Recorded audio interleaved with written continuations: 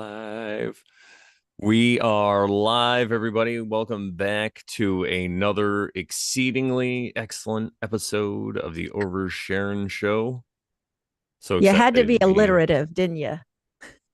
Yeah, I had another Alliteration. adjective yesterday and it slipped my mind. I forgot to write it down, but that's okay because we could use it next time. But I like the alliteration that time. Exceedingly, yeah, extremely, exceedingly excellent, maybe is even a better way to describe it.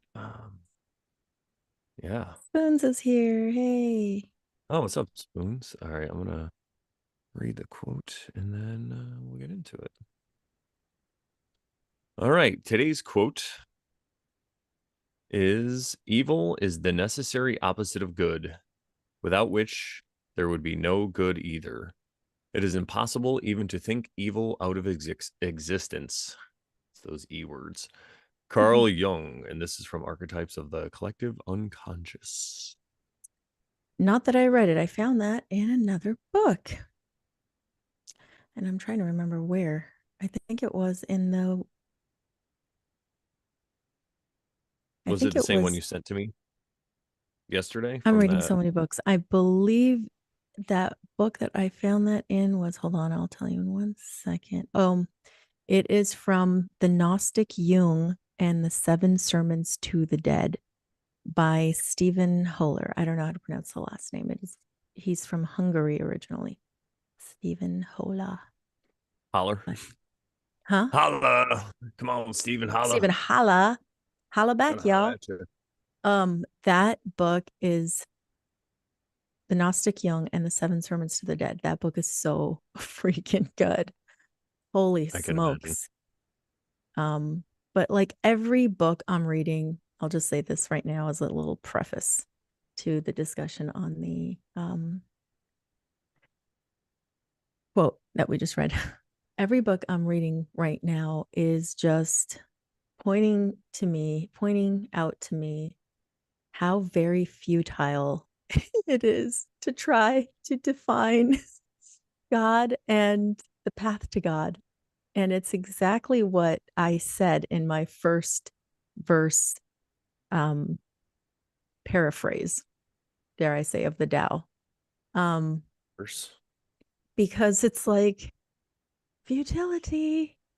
And what I'm seeing, because I'm also reading this book, The World's Religions by Houston Smith. It's an old book, but it got updated sometime after, but it is I believe he started by calling it The Religions of Man. But later on, it was like, oh man, people were like, no, how about why Oh aren't you man, you can't include say man. women in there? So he just called it the world's religion. So, um, but it is fantastic. It's phenomenal. And he takes each and every religion of the world that we've probably heard of, and he breaks it down into the best that they like the best things about it. In other words, like what were they really trying to do, and what were they trying to do in the best way? You know what I mean? Mm-hmm. It's not like a dig. He doesn't take all the digs. He's like, let's just see what its intention and purpose really was. So that's why I've been able to see the good things in other views. And not that I ever thought that any of them were bad necessarily, but um I never knew anything about any of these religions because I grew up Christian, right? And I was, it was forbidden, not forbidden, but it was like taboo to like, look into other religions, because Christianity is king. So this book has been really opening my eyes to, first of all, Hinduism, and then now I'm in the section of Buddhism. But it's just, and I'm seeing, it's amazing because I'm seeing that they all have this like good to them. They all have these good intentions, good ideas, good perspectives, right? But they were for that time, for that people, right? And They're just one perspective. And in the Tao, the very first verse, the Tao may be the king of all religions. I'm just kidding. But in the Tao, the very, very first verse says you cannot define it. It's impossible. It's ineffable. You know, it is so expansive.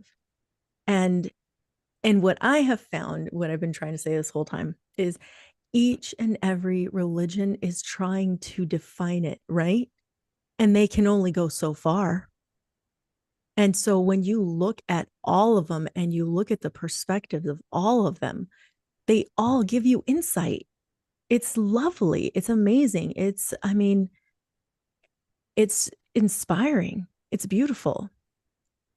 And I just don't see how people can be so like opposed to that, you know? It's crazy. Anyway, I'm just really thoroughly enjoying this journey. Well, I'm kind of glad that you brought that up, because it was stuff like that's been on my mind with the division stuff lately, especially for some reason this week. I don't know what happened.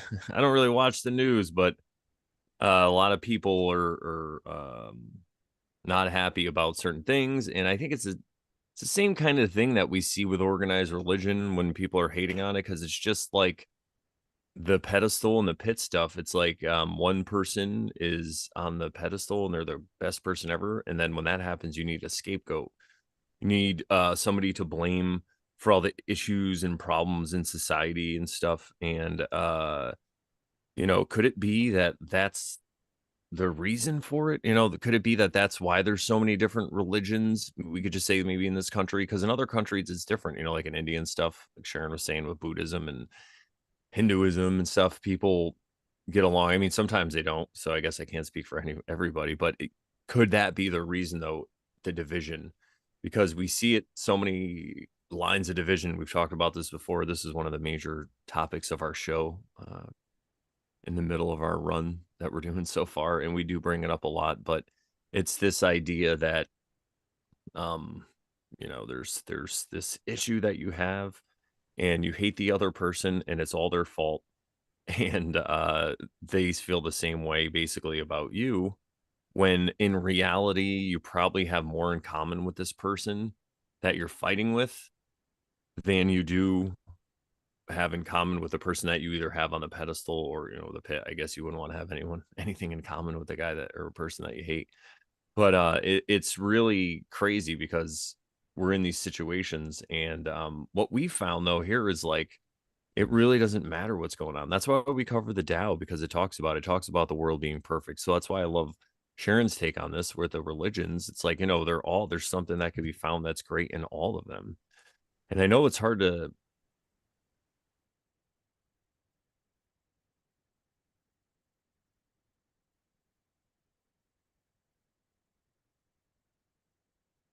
be that this is what it's all about, and by engaging in whatever hate on either side of this hypothetical argument, engaging on either side of it is going to be the people at the top are going to win, is basically what I wanted to say. So yeah, that's all. It's the same thing with religion, because people like to just rip it apart and say how terrible Christianity is and stuff, but I mean, Or not any other everybody one for that's a that matter. Christian If is they're terrible. Christian, they'll pick something else to hate on. Yeah, yeah, oh yeah, exactly. Or if you're a Christian, then you'll pick another form of Christianity, or whatever spirituality, you hate this stuff.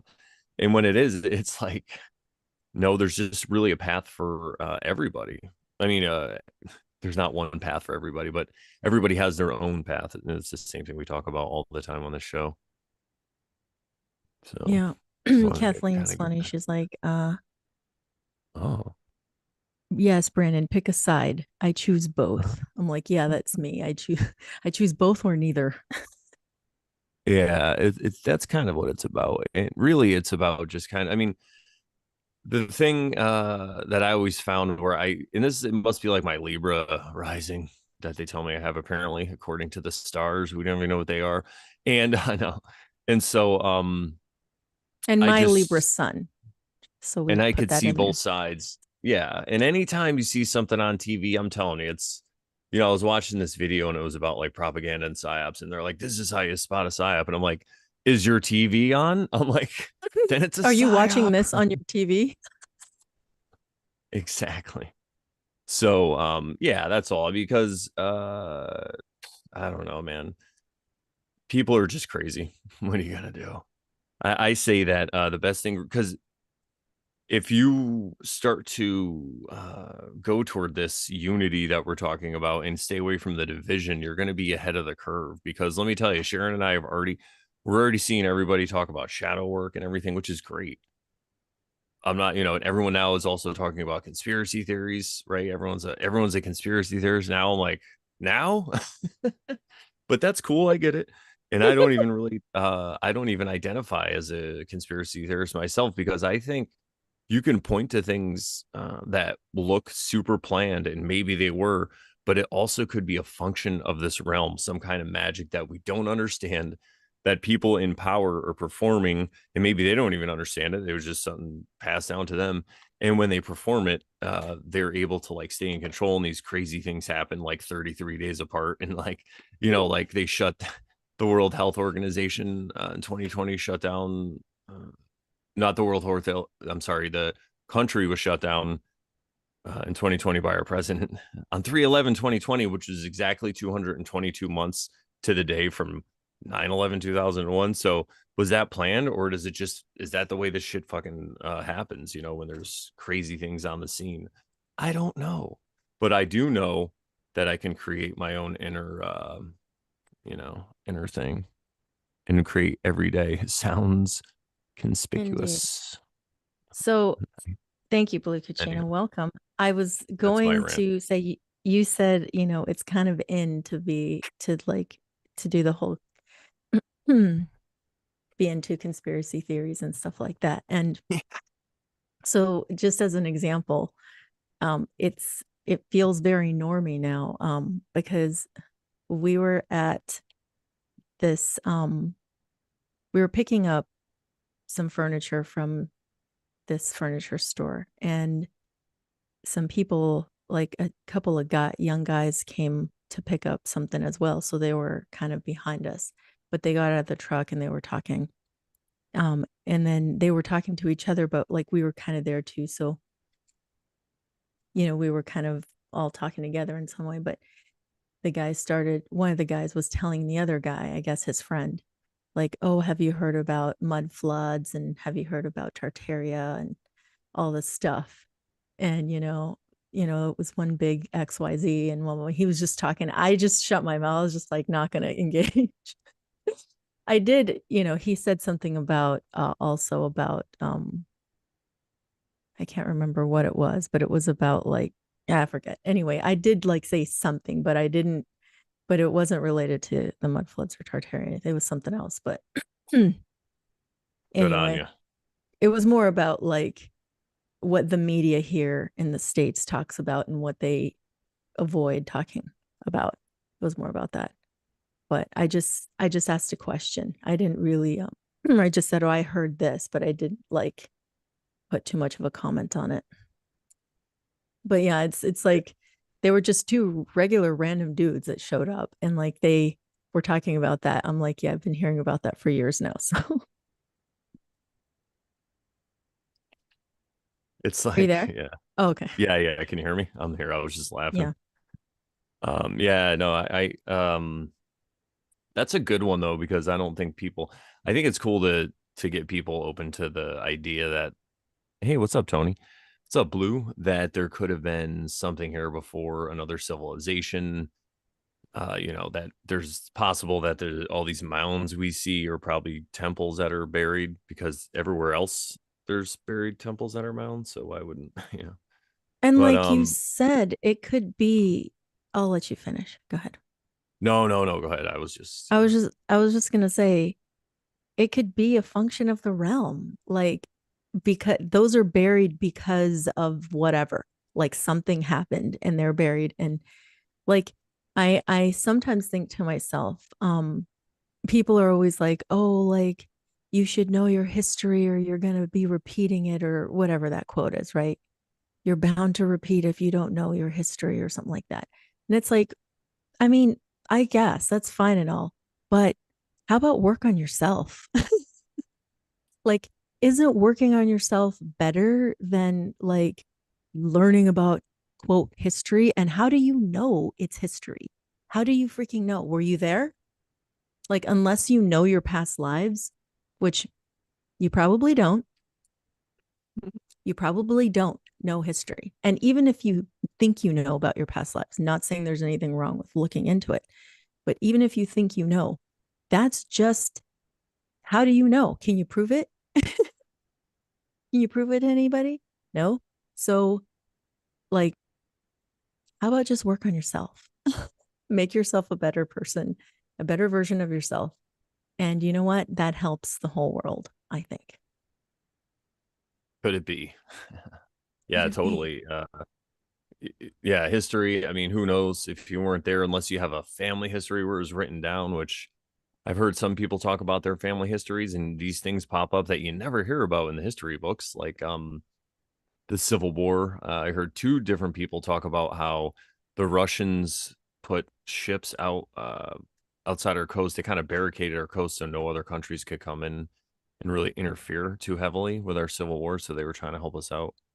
Which, we're always taught to hate the Russian people. They're so evil. And, it's like, they're just people too. I mean, who knows, right? What's funny is because I was so like not interested in history, I hated the class the whole time I was growing up because like I couldn't memorize stuff like that. Like I just was like, I had a total what is it called? My mind was just, I had no memory for like historical facts. So thank God for that, because like I never realized that people hated Russians. So I was just like, I mean, I just, and like even other things, other people and stuff, I never like saw the hatred of other cultures and countries and stuff. Like if I saw it, like the first time I actually saw it was of course, 7-Eleven. That's when I first kind of saw the hatred toward another culture. But before that, I never really saw any of it. And so like I was always like, you know, from Russia. I just thought, Russian people were just another group of people from another country and hey, they're cool. Like, I don't know, you know. Yeah, I don't know. It's weird. Like I never saw the hatred. So It's funny. I saw it so much. There's so many movies. Red Dawn, the first Red Dawn, they're like killing Russians or Russians invade and like they show the school get I never shot saw a up lot of movies either. So that's why. Go from ahead. the, yeah, that's, I was going to say you were kind of protected by your cult right? Propaganda, which is funny And by because, myself, because I had a sister who loved movies. So I was oh just yeah, like, whatever, I don't really care. Go yes, ahead. and by, by yourself too. Um, yeah, so they're just people over there just like us, and I would say, I don't really do a lot of research these days. I'm not trying to like go down rabbit holes. I kind of just have this way of figuring things out, and it's basically like you just Intuition? remember that everything's inverted. So if they're trying to get us to hate the Russian people, that must mean they're a lot like us. You know what I mean? Like in certain ways, they probably are a lot like us in certain ways. I would say. I'm sure they're different because of the culture and stuff, but I just mean they're just people who want to have some freedom and have a good time and enjoy their life. Like they're not trying to go to war and do all this stuff because it's probably the same on that end. What I've found is that world leaders don't really hate each other as much. It's kind of like any, like Dune or like Game of Thrones or any of these shows where they show power in the houses around power, vying for power. What you really have most of the time is like, I would say the leader of like China or the United States or Russia, instead of totally hating each other, they pretend to hate each other. So then that their people, when this, that their people will line in behind them. Think about what happened after 7/11, that September in 2001, when everybody was waving flags, without any real evidence, just watching the TV. So that's what you see happen. It's like you got to hate these people, you got to hate these people. But to bring it back though to about shadow work, and what you're saying is, it really is about working on yourself, and I'm glad that shadow work is a trend and people are into it. But also what I see too is a lot of people, and this is what happened when I first learned this stuff. I would learn it and then I would just point the finger at everybody else, like, oh, you're just projecting, you know. Um, and as we say here in the Oversharing Show all the time, it's all about the mirror, looking into the mirror. How did I cause this issue? And even if I didn't cause it, why did it happen? Maybe there's some good that's going to come out of it. And really the free will we talk about is how you feel about things. Do you feel like a victim or a victor? Absolutely. And we were talking about like how people like choose sides or like they end up putting something on a pedestal or whatever. And what's really funny is I'll just I don't know if I want to say his name, but there was a guy that we used to like watch his videos about like the Law of One and A Course in Miracles and stuff like that. And I Oh just no, saw did something before happen with him now? we went live and he's like he's talking about why I reject Gnosticism and why Paul is the father of Gnosticism. I'm like, oh my God, here we go. It's just like, Wait, seriously, American people? Airlines? Hmm? Pocket Yeah, Aces? yeah, yeah, yeah, He's becoming a yeah. I don't know, a oh radical Christian, but like of the different variety. I don't know. New oh, Christian, what are you neo gonna do? Christianity. I don't know. To each But your own.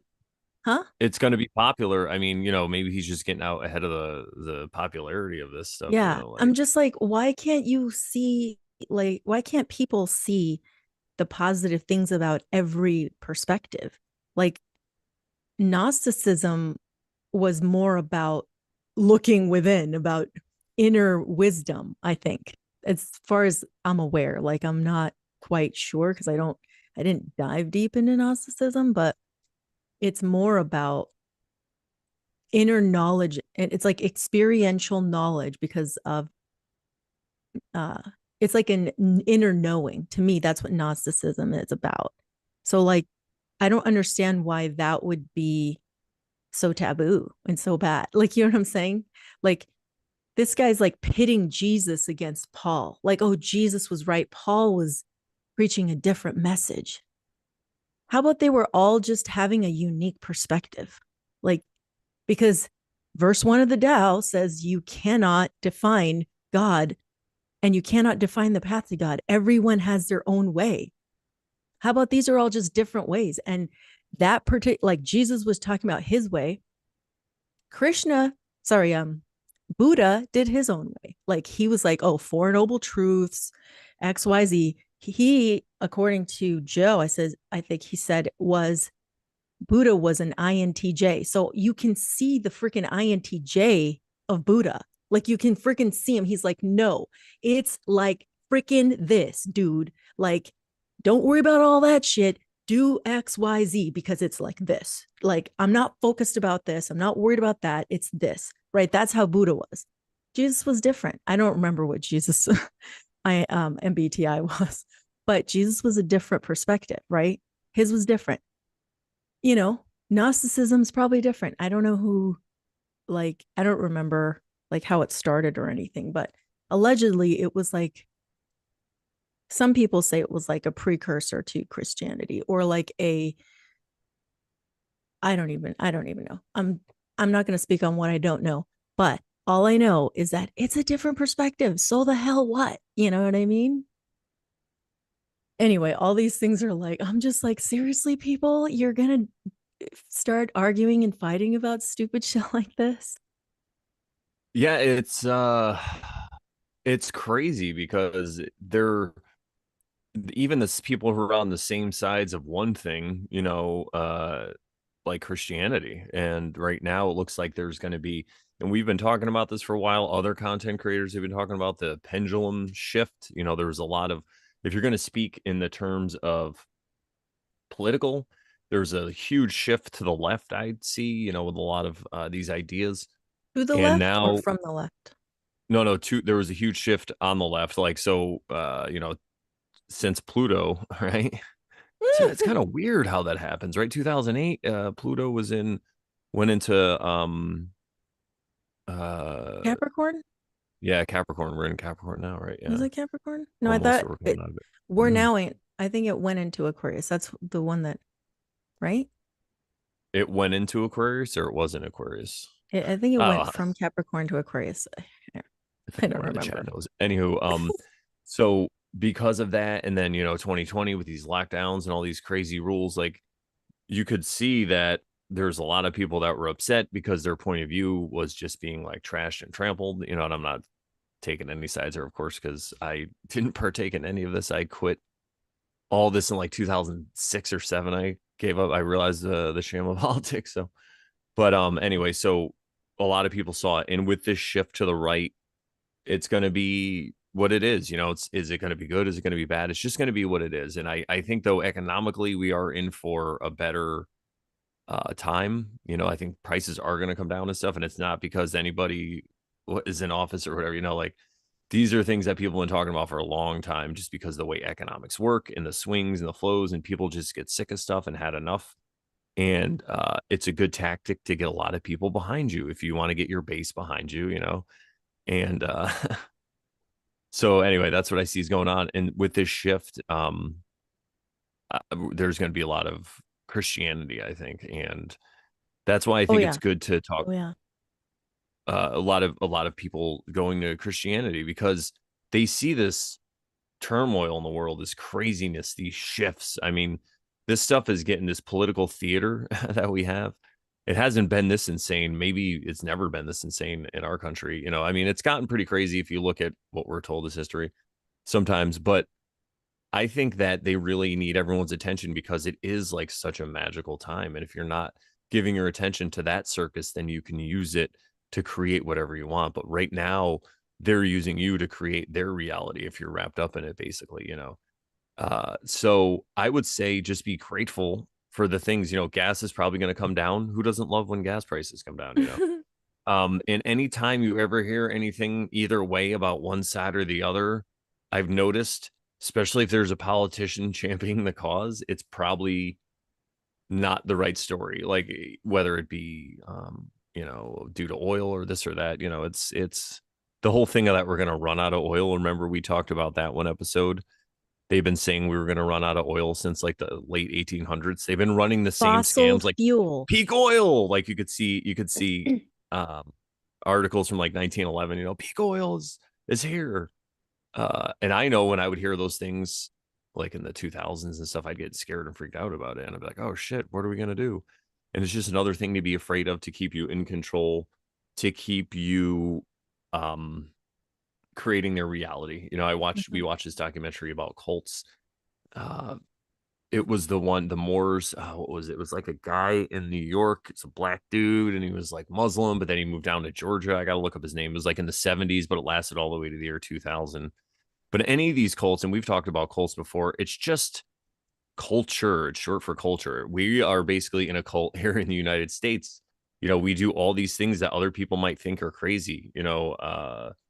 Look at circumcision. If you go to another culture, they'll be like, you do what to a baby? So we have these things that we're just steeped in and we're used to it. So that's why we, behave the way we do and all this stuff. We have a certain culture. And then you have just smaller cults that pop up, and sometimes it gets a little more extreme. Well, I feel like that's what happened with our culture. It got super extreme, and that's why we're, going to have this swing or whatever. But if you realize that's really all it is, it's all about just human behavior and how people act. And it kind of is like, like mind control, right? Like government means mind control in Latin. And that's really what it is. And it's nothing, you could say it's nefarious, but really it's just a group of people trying to bring order to a giant group of people. And these giant group of people are giving their responsibility over to the government. They're the ones who are choosing to do it at the end of the day. So there's really not a victim thing going on. People want to be victims to the government and stuff. And yeah, you could totally be a victim to the government if you get shot or run over, locked up, and put in jail. But I mean, like, as a group of people, we're really not being victimized by our government because we are choosing it. It's a tacit agreement, maybe, but that's all I can say about that. Gubernare. Gubernare. Yeah. Right. So that's all we want to say about or that's what we like to Quoting say Mark about this Passio. division. Yeah, Mark Passio. But it really, it's not. It's actually it's an awesome phenomenon. And when I say awesome, I don't mean like awesome and great. I just mean like full of awe. Like to see a smaller group of people control the behavior to a certain degree, or maybe you could say guide the behavior. Because really, I think politicians just get out in front of movements and stuff. They're not really, they see a movement that's taken off, and then they were like, "Oh, I'm going to champion this one. I'm going to be the guy who's going to save the environment or whatever." It's like so. I don't know. I could talk all day about this kind of stuff, but yes. Yeah. Should we talk about the quote really quick? Because I Oh yeah, maybe we should. completely like passed over the quote to talk about the book where I found it. Yeah, let's do that. Here, I'll bring it back up even. I'll even read it again. Because this actually comes into what everything we're saying, right? Evil is the necessary opposite of good, without which there would be no good either. It is impossible even to think evil out of existence. So, say you think the evil guy is the new person that's going to be president or whatever. Like, he's the evil one. Well, it's just saying here, evil is necessary. Evil is the necessary opposite of good. It's like you have to have dark if you have light. And I believe So that's the second verse of the Tao. It's talking about you can know good because of evil. You can know what good is because of evil. You wouldn't have one without the other. exactly. And when you're upset about a certain person or whatever, it's the same thing as going outside and being mad because the sun went down and screaming about it until it comes back up. That's kind of what you're doing. And I'm not like, again, I'm not like judging anyone. I don't think they're idiots. I understand why people get locked. I got locked into this. I fucking get it. But really, that's what you're doing. If you look at what this realm is and the function of this realm, or what we believe it to be, is to really just elevate your consciousness, just to raise your consciousness. If that's the case, then things are going to happen like this. There is a resistance needed. It's like if you went to the gym, but there was no weights or workout equipment, and you just stood around and talked about how awesome and buffed you're going to be, right? You need the resistance. You need to get on a machine or whatever it is, right? At a gym, you need some kind of resistance to have a workout. And I feel like that's really what this is. And when you're upset about whoever's in power that's not your person, you're kind of just yelling at the machine. Like if you're lifting, and when you pull down, it's hard. You're like, fuck, I hate when I have to pull down. And then you let up, you're like, oh, this is my favorite. Letting go is my favorite. And all this sucks. I gotta pull it. I'm thinking of those machines like, Yeah. oh, and then, oh, this is my favorite. Like, and again, no judgments, but technically that's kind of what you're doing. And I'm sure we all do it to some degree. Like I could use this analogy for something I get mad or pissed or upset about, right? It's the Mhm. same thing. So that's why Like we the we try laundry to. getting messed up earlier today for you. Yeah, my laundry got messed up today. I don't know, the detergent had left all these white marks. I don't know what's going on. So, and I was trying to get the show ready. It was just, but and then in the moment, kept trying to think like there must be a reason for this. Maybe I'm gonna have to do it after. And I was planning on having it done before the show. So now it's just gonna change my day. But how can it be changed in a good way? Or like, what are some good things that come out of this? So we'll see. But yeah, it's that same thing. So we're just a couple of people who figure this out, and we like to preach to the choir Indeed. and tell you guys about it. Yeah. So I pulled a card from the Tarot of the Divine. And it's funny because I pulled this for myself the other day. The Two of Wands. Ooh. It's Oh yeah, the Janus. Janus or Pause it and be Janus quiet. for I'm gonna pin January, you. which we're in January, right? Janus. And I will read from the book. It says it's from Italy, Roman mythology. The Two of Wands represents travel and commerce. Janus, the god of doorways and transition, is able to look to the past and the future in order to make effective decisions. He is always in motion, connecting dreams with actual possibilities. Upright decisions, travel, business opportunities, future planning, cooperation, and reversed its indecision, doubt, fear of the unknown, and playing it safe. Yeah. Well, I guess for me, just thinking about what we were talking about, looking to the past and the future in order to make effective decisions. And we can do that, and doing so in a way that is not victimy, I can say, right? Yeah, The way we and were you know, talking you could about. do it the victim way, but you're kind of just beating yourself up. Yeah. So, but I like the symbolism of Janus. Shout out to Ben, the archivist, because he did a couple of Oh, presentations about Janus and the symbolism, and it's really everywhere, especially in architecture and stuff. The Roman, so there's a lot behind that one, but I like it because the two-headed figure is looking to the past and looking forward and looking behind. So what does that kind of tell you? It's kind of telling you to be in the present moment, really, because the exact balance between the future and the past absolutely. is the present moment. So even you And could be that's like, well, he's not even in the moment. He's looking, but his body's there. He, his and in so this one, he's not looking forward and back, he's looking sideways. yeah. I mean, just probably for the picture purposes, but um Still though, yeah. you're right. So yeah, and that's funny because, well, not funny, but everything's always synced. Um I've just been thinking about the present moment type stuff too, you know? Continue to stay in the present moment. Yeah, that's a hard one, especially when you got bills and issues and problems and the world's going to shit. It's hard to stay in this present moment, but it seems to me that everything right now is okay in the present moment. And other people might be suffering, but if you are upset about the suffering of others, you're kind of telling them that they don't deserve or they can't handle their lessons that they're getting. And I know this can sound like so horrible because people on the physical, so we talk about the physical view and the spiritual view. So now we're taking the spiritual view when you look at this and people, even if they're dying and being tortured and all this crazy stuff. I mean, there's stuff they're not even talking about on the news, guys. That's like way worse. And the funny thing is, both sides are so complicit up to their necks. That's why they don't talk about it. And if you knew what was going on, you would be like, I hate this guy for a way better reason than ever.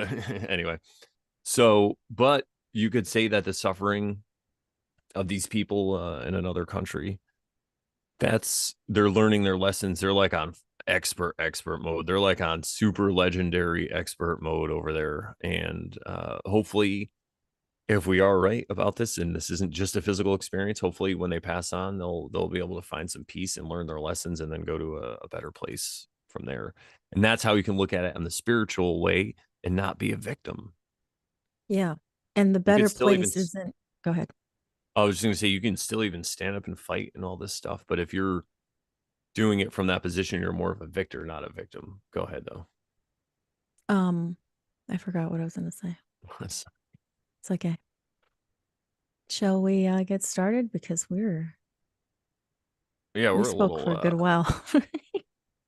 I do want to say one last thing. This is highlighted really well in books like Lord of the Rings, not really the movie so much, or like Dune in these books, because Dune is a great example because Paul Atreides comes from this great house, right? And then, spoiler alert, a lot of bad things happen, and Paul's kind of alone. But is he ever really a victim? He just always has a plan. He's like, this is what we're going to do. Yeah. He's like, yeah, the Harkonnens might have killed my dad and did all this shit. Now I'm in the desert with these crazy savages. What am I going to do? But he makes a plan and he goes forward and he never really stops to look at himself as a victim. So I think these people in positions of power are taught this, and Frank Herbert is probably trying to highlight this too. It's like you could be in a position of power. It doesn't have to be a president or whatever, a power or a leader in the country, but just a power internally Yeah. with this same mindset and the same You're a leader goal of your own life. yeah, to conquer your inner enemies, the voice inside your head that's telling you all this stuff's terrible and you should feel bad. And could that be the voice of Satan? I don't know that they speak about. I mean, that's the war I think that you got to be the lisan al gaib, You could be your own Lisan al Gaib. You could be your own Jesus Christ. You could be your own internally to yourself. I'm not telling you to go start a religion or a practice and get people to follow you. I mean, internally, you could be your own personal Jesus, like that song. So, excuse me. Indeed. All right, let's get on. Hang on, I think I'm gonna cough one more time and I'll be good. I'm gonna take a sip. And as I am, I'll pull up the slides.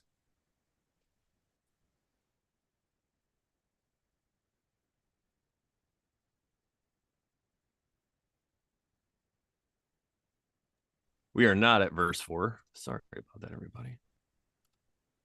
This is an exceedingly excellent episode, but there are some errors. There we go. Haha. So, oops. We are in verse 73, everybody. We'll get there. Don't worry. If you want to see these other verses, go back and check out other episodes. All right. If you're new to the show, we go through and read 4 different versions of the Tao, and we are at verse 73, and then we go back and break it down. So I'm going to start, and as Sharon was saying, did you say it on the show? No. Yeah, so it looks like Stephen Mitchell kind of didn't address the first part with his verse, but we'll get into it. Okay, Stephen Mitchell from 1988, verse 73. The Tao is always at ease. It overcomes without competing, answers without speaking a word, arrives without being summoned, accomplishes without a plan. Its net covers the whole universe. And though its meshes are wide, it doesn't let a thing slip through. Indeed.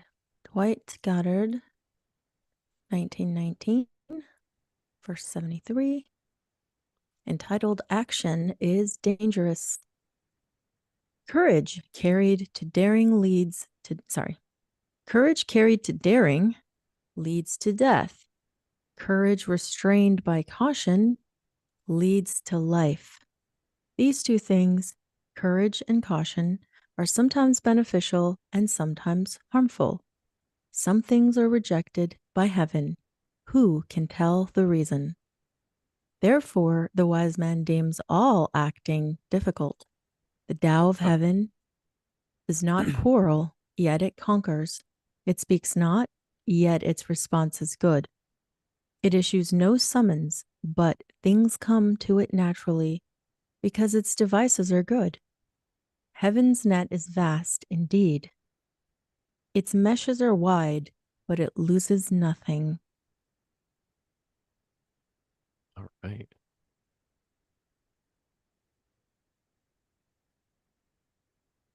All right. Stan Rosenthal from 1984, acting with a sufficiency. A brave man who is passionate will either kill or be killed. But a man who is both brave and still might preserve his own and others' lives. No one can say without certainty why it is better to preserve. No one can say with certainty why it is better to preserve a life. The virtuous way is a way to act without contriving effort.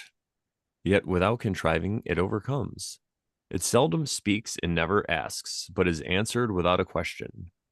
It is supplied with all its needs and is constantly at ease because it follows its own plan, which cannot be understood by man.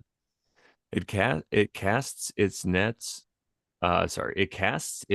both deep and wide, and though coarse meshed, it misses nothing in the tide.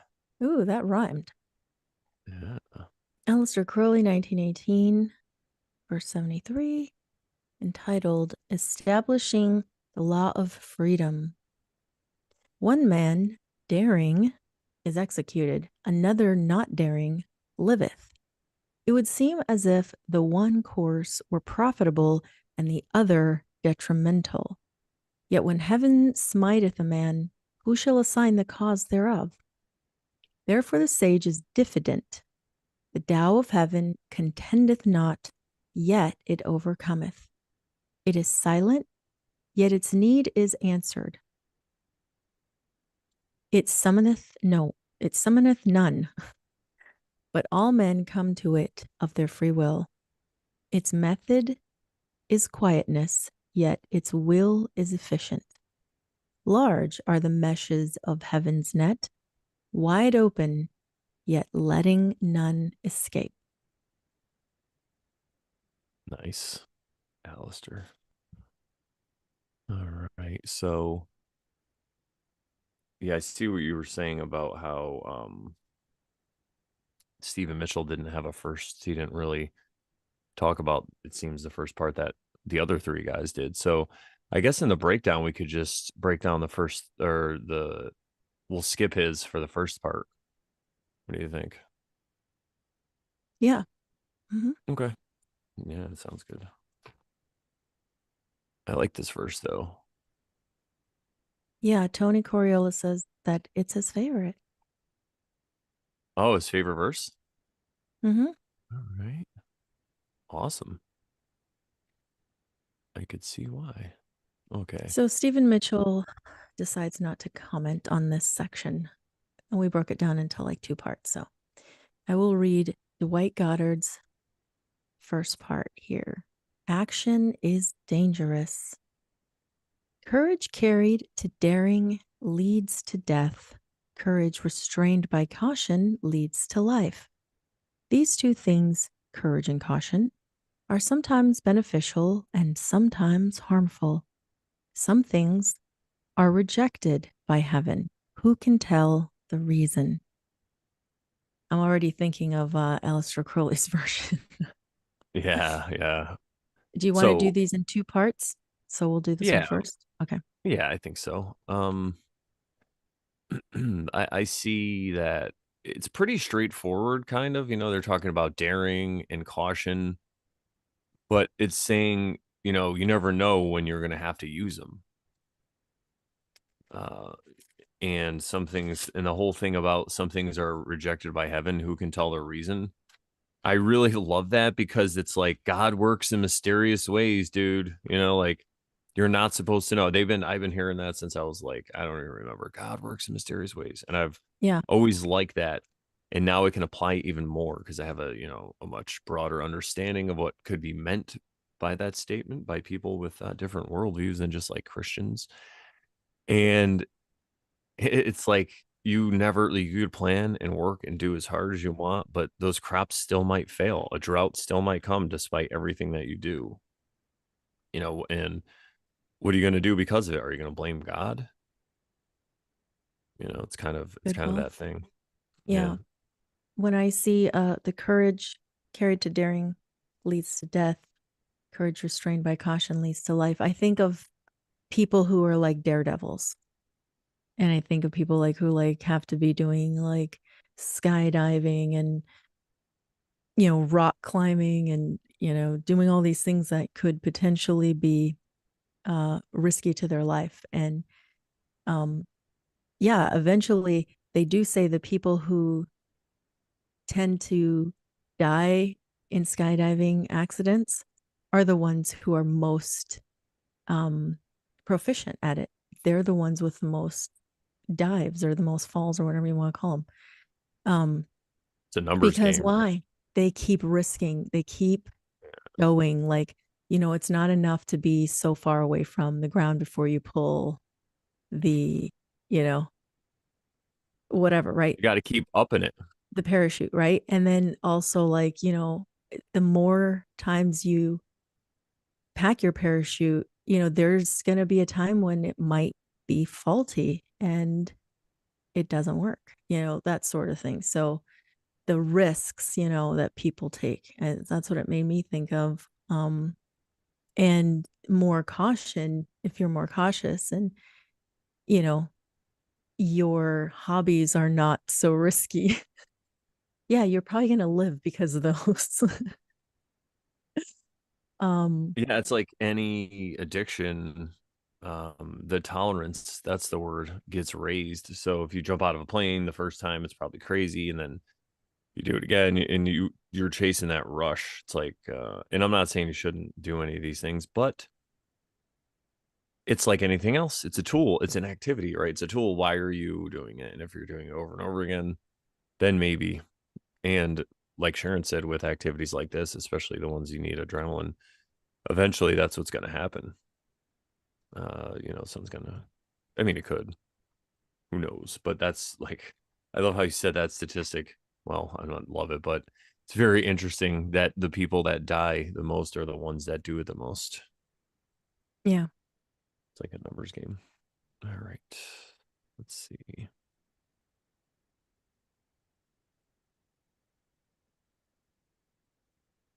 All right. Did you want to say anything else about the other? Um, yeah, the whole thing's rejected by heaven. We'll get to that probably because I think Yeah. Okay. Aleister Crowley, I like the what he said. And we can just riff off that because they're kind of similar, but different. I want to highlight the difference. Yeah, the Stan Rosenthal seems pretty, just saying it in a different way. It's the same, like you're saying, a brave man who is passionate will either kill or be killed. I like that though, because you're looking at it differently. So it's passion, it's about emotions, it's about not having your emotions in check. There's nothing wrong with passion, but if it's out of control, you're going to get into the situation where you're going to either have to kill or be killed. But a man who is both brave and still might preserve his own and others' lives. But a man who is both brave and still might preserve his own and others' lives. So it's kind of talking about what the Tao's talked about up till here now, anyway, and what we talk about. So there's nothing wrong with being brave or being a good warrior or whatever. It's just about mastering the inner world. Mhm. And then no one can say with certainty why it is better to preserve a life. Yeah, it is. It is different. Um, It's very Gandalf-ish, it reminds me of. It's like when he's brave talking and about still, yeah. killing Gollum and many have the power to take life. Do you have the power to give it kind of thing? It's like we don't know why some live and some die or all that stuff. So Yeah. it's Um, another mystery. Go ahead. I'm gonna need your help to just, keep the screen up when I'm trying to read because like my I don't know why, but my mouse and my keyboard aren't working right now. So I Oh. can't I don't know what happened, but um I'm just gonna not do anything. I'm just gonna let you. I'm trying not to be annoyed by it, but everything happens for a reason. And we're still apparently live, so I'm gonna just rely on your putting up the screen because I can't look at my own screen for the verse if I have to comment. Mine is frozen on verse 73 right now on the Oh, first okay. slide. So Yeah, no worries. We got okay. Michael Nelson. He said Taoist opinions on sexual transmutation and practicing celibacy for the biological benefits. Yes, I'm sure there's a lot of benefits to doing all that stuff, but we mostly break down what we see in the verses. But if we come across something like that and can entwine it, we will. But yeah, I mean, I'm sure there's plenty of people talking about that stuff.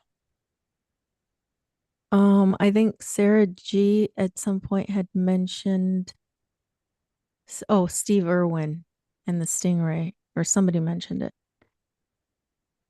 Yeah. And Yeah. she said, I would give anything to know what was going through his head those last moments, fraction of a moment. Yeah. Interesting. The daring Steve Irwin. Well, stuff like that, and I've talked about this, is kind of, I wrote a blog post. I don't think I finished it though, but it was like proofs that we're in a simulation, and it was kind of like a joke. I don't really think we're in a simulation, but it's just really that proofs that there's more to this than we think. And it's like the fact that Steve Irwin gets killed by a stingray. And I mean, I know he was kind of like, it seemed like an adrenaline junkie and doing all this stuff, right? But the fact that he was killed, and we probably talked about this on the show, but We've or I talked have about this talked about this. before Yeah. The briefly. fact that he was killed by one of the most docile animals that there is. It's like when he's known for being a crocodile hunter and stuff and Yeah, grabbing that's like just so poisonous bizarre. I'm snakes. like, how does a stingray kill you like that? I don't even understand how it would. It's it's that sharp that it's like Well, when they get big, yeah, because that's the thing. Those things are, oh, they're huge. So it wouldn't take much, I'm sure, especially in the water, because when you're in the water, it's something that's sharp. Think about aerodynamics, but in the water, it's even quicker. And then as a person, when something hits you, like in air, you'll move back, but in water, it's slower. So it probably just went right. Anyway, it's Yeah. I never understood crazy. it, but yeah, interesting Oh yeah, stuff. riffing on you guys talking about dying in the zone. Yeah, that's what I was gonna bring up too. That's what it seems like. Yeah, people who are like we were saying skydiving a lot and stuff. Steve Irwin's a good example. I think there's a lot of people, professional, like X Games guys and motocross guys and all that stuff that do that. Either that or they'll just a lot of them get stuck in like substance abuse and stuff. Fortunately. But it really, Oh, I think it comes down to what we talk about, like the adrenaline addiction and that, and you just get this tolerance, and you just have to go bigger and crazier and better every time. Joe Cosmic Lichens commented. Oh yeah, it's a javelin on the tail. Yeah, exactly. They said he jumped into the water onto it. Oh wow, I don't know. Yeah. that's even crazier. I thought he was swimming over it, but who knows? I wasn't, nuts. I think Yeah. there's footage of it somewhere, but it never. I'm sure they never let it go Footage? because they sure they're filming it. All right, Probably. back to the down, I think. Let's see here. He did stuff on film, right? So Yeah, I think probably when never it released happened, I think that. they said I remember hearing them say they were filming it, but they weren't going to release it or whatever. Right. Yeah, I Not mean, a man who's passionate will kill or be killed, but a man who is both brave and still might preserve his own and others' lives. See, his perspective is different than Alistair's and Dwight Goddard's. I feel like Dwight and Aleister are kind of similar in their yeah, similar enough, but still different. And I'll point that out. No one can say with certainty why it is better to preserve a life. That's a different perspective. And that's yeah, true. yeah, yeah. And that's what we Wow. talk about with all this stuff, with like hating your enemy and wanting to kill and wanting people to be killed and stuff. It's like you never know what part they're going to play or what. If we are here to raise our consciousness, maybe that's the only way that they were able to raise their consciousness was to do this horrific deed, and then it's going to cause them to hit some rock bottom. I mean, who knows? We can't say, right? So that's kind of what they're alluding to. Hmm. Sorry, I'm Hmm. still distracted by my mouse not working. Oh, it's not that I don't think it's, yeah, I won't comment. I'll just leave it be. It is what it Yeah, is. you might have to Serenity restart it or now. something. Serenity now. Hmm. All right, let's see. Downtime. So, Okay, all right. Aleister Crowley from 1918, establishing the law of freedom. One man, daring, is executed. Another, not daring, liveth. It would seem, and so Aleister says it would seem, where Dwight Goddard says that, it leads to, right? It leads to death or life. It would seem as if the one course were profitable and the other detrimental. Yet, when heaven smiteth a man, who shall assign the cause thereof? And that's the difference. He says, heaven smites the man, and Dwight Goddard says, some things are rejected by heaven. And who can tell the hmm, reason? And Aleister Crowley says, when heaven smites a man, who assigns the cause? And I like interesting. that two different ways to look at it, and I like the smite thing because it's more like Old Testament. Kind of see from. Very much so.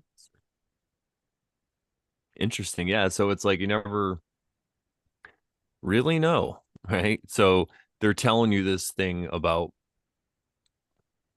bravery with passion, right? Or bravery with stillness. And they're showing you this is what happens, but it doesn't mean that it's wrong that he died and because he was crazy or whatever, and like kept jumping out of airplanes. Doesn't mean it's wrong. Who's to say? Maybe that's the way he had to go. The people around him needed to feel that whatever they felt, he needed to go through it. Like who's to say? it's all on heaven. It's a mystery. There we go. Back to that mystery where we don't know what it is. It's just a mystery, and it's up to you if you want to accept it or if you just want to think that you know because you need to control it. And then it leads to arguing that you're right because deep down, if you're arguing about it, you probably really don't know if you're right. And could it be that you're just trying to prove it to yourself kind of thing? So, yeah. But I think that's what they're alluding to here, this great mystery. Well, okay, so I got somehow my computer caught up with itself, and so I can use the stuff again. I'm being very Sweet. careful though. But so Stan Rosenthal says, no one can say with certainty why it is better to preserve a life. And it makes me think of the topic of, like, for example, capital punishment. um not because this verse is about it, but it made me think of that because some people are like, oh, that person should die because XYZ, and then some people are like, no, you know, don't kill that person because XYZ. It's kind of like um Gollum, right? Gandalf telling um not Bilbo, what's his name? Frodo. Frodo. Frodo, you know, leave the guy alone because he may still have a hand in what happens in the end. So, um, but you as a person, can you say with certainty why it's better to preserve a life? Is it just a question, Yeah, right? just a question. Those dangerous questions. Mm-hmm. That in that cult thing, they're like, we had dangerous questions, and I'm like, I know how you feel, bro. They're like, we had some dangerous questions for the guy, and he wasn't. I'm like, yeah. No, I like that totally. And John Chase says, "Don't smite me, bro. Don't smite me, bro." That's funny because I was just talking about the "Don't tase me, Don't bro" tase me, bro. clip that went viral, and a lot of people don't know that he was tased because he was questioning George Bush Jr. or whatever W about the I Iraq thought you were War or going to say something like George that. Floyd. George Floyd. It's okay to say it. We could say that now. We're good. We could say whatever we want probably soon. Maybe. um, well, yeah, I mean, if you want it, if you want people to fight on the internet again, you got to let everything fly. So we'll sneak in under that, and then we'll be able to say things like, you know, experimental medical serum. No, so yeah, I don't know. Don't tase me, bro. Don't trust me, bro. Yeah, exactly. That's funny you say that, Sarah G, because it reminds me of the Tool song "Sober" Too. when he's like, I will only complicate you. Trust in me and fall as well. That kind of thing, like it's so great. Like he knows, he's conscious of his shadow Hmm. and his behavior. It's pretty cool. All right, let's bring it up. So, what do you think? You want to break down the second part? Yes, let's do it. Did we? Yeah, did All we right. get through that? Yeah. We got through it. Yeah. Okay, so the Tao is always at ease. We're going to do Stephen Mitchell, everybody. So the second part, and we're going to be here. The Tao is always at ease. It overcomes without competing.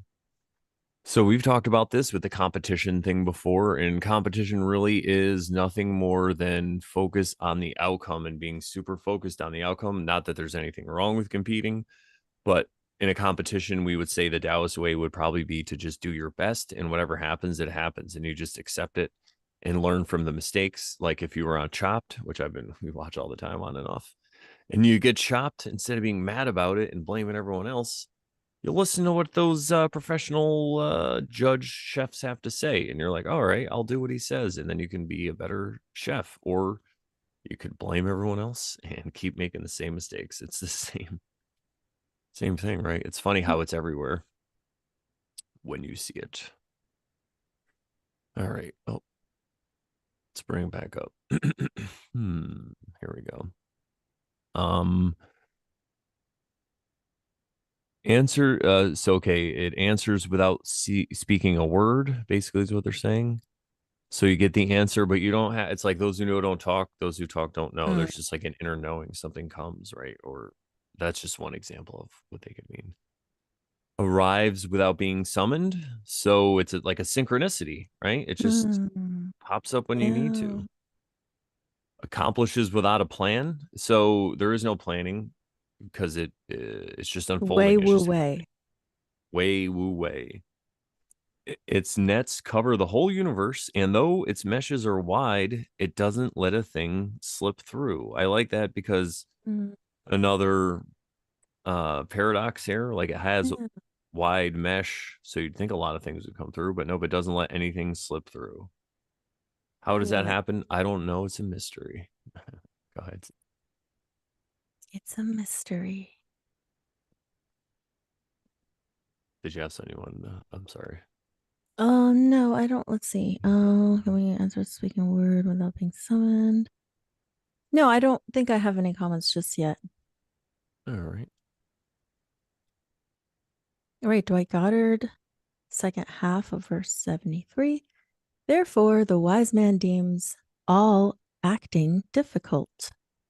And I'm guessing the acting part means doing versus like an actor or an actress.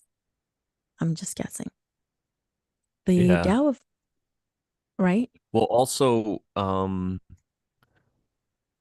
because it's yeah. So I would say that that's one way to look at it, and the other way is kind of like the whole Incredible Hulk thing when he's like, "My secret is I'm always angry." You know, that's what Bruce Banner says in one of the movies. Like, what's your secret to being? He's like, "I'm always mad." Right? It's the same kind Hmm. of thing. Like you look at everything as difficult.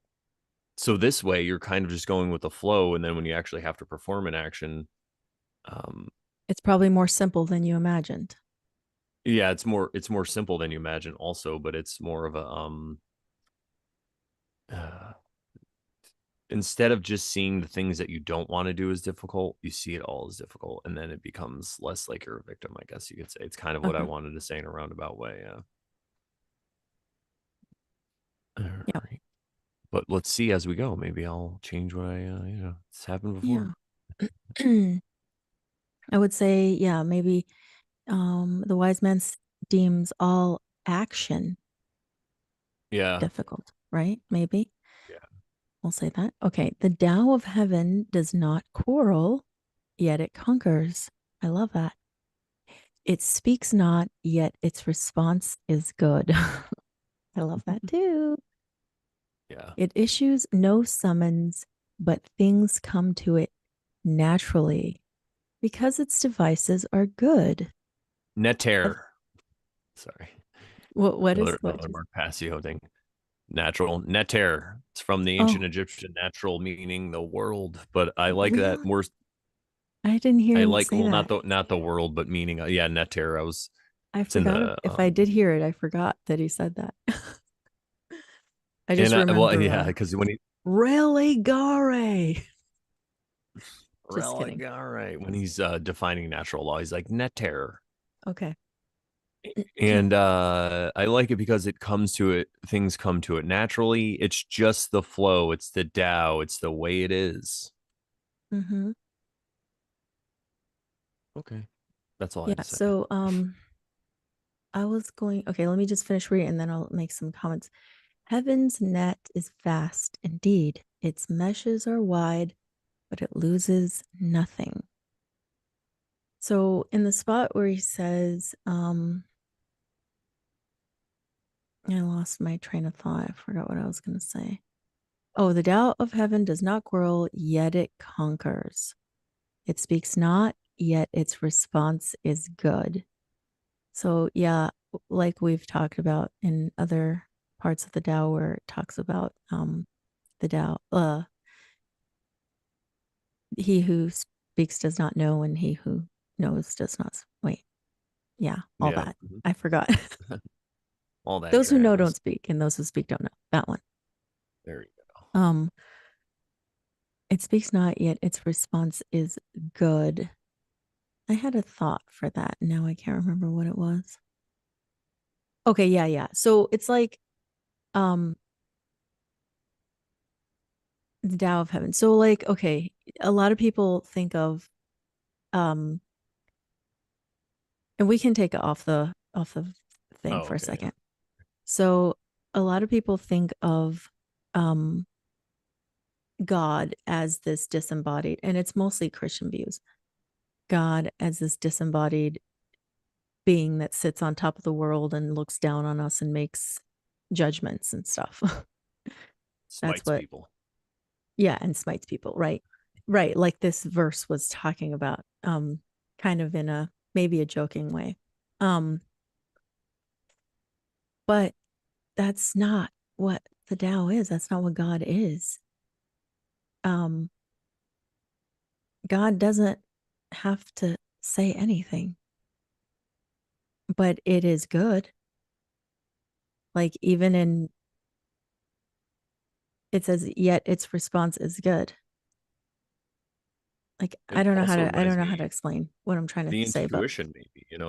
You could think of the intuition as the yeah, voice because of God God. is within all of us. That's what the meaning is. The kingdom of heaven is within you, like Phil Donahue says. Yeah, The kingdom of I heaven feel is like within you. that guy's awesome. Um, yeah, I feel Um, like they're totally talking about intuition. It's like that voice of the Holy Spirit. That's how I heard it mhm, described in the yeah. like the Christian way. It's like this inner voice, and the Mhm. Trinity makes it God, so it is the voice of God, and it doesn't have to speak with words. It speaks with feelings, and it's good. So follow it. Could it be? Yeah. And it doesn't have to quarrel. Like all these Exactly. people on the interwebs quarreling about religions Truth. and what is God. Truth. Truth needs no defense. Could it be? And I quote Pontius Pilate, what is truth? Maybe one day we'll do an episode about it. Yeah. He's my favorite So, pilot. your favorite pilot. It It issues no goes, summons, but things come. Go ahead. I was going to say it goes Pontius Pilate and then Maverick from Top Gun. Those are my favorite pilots. All right. Enough. And then Samuel L. Jackson. Wasn't he flying the plane on Snakes on a Plane? I never saw I that. don't know. I'm sure he played a But pilot sometime. He's using I everything. think we Okay, go covered ahead. this verse. I think we can move on unless there's something else Yeah. you want.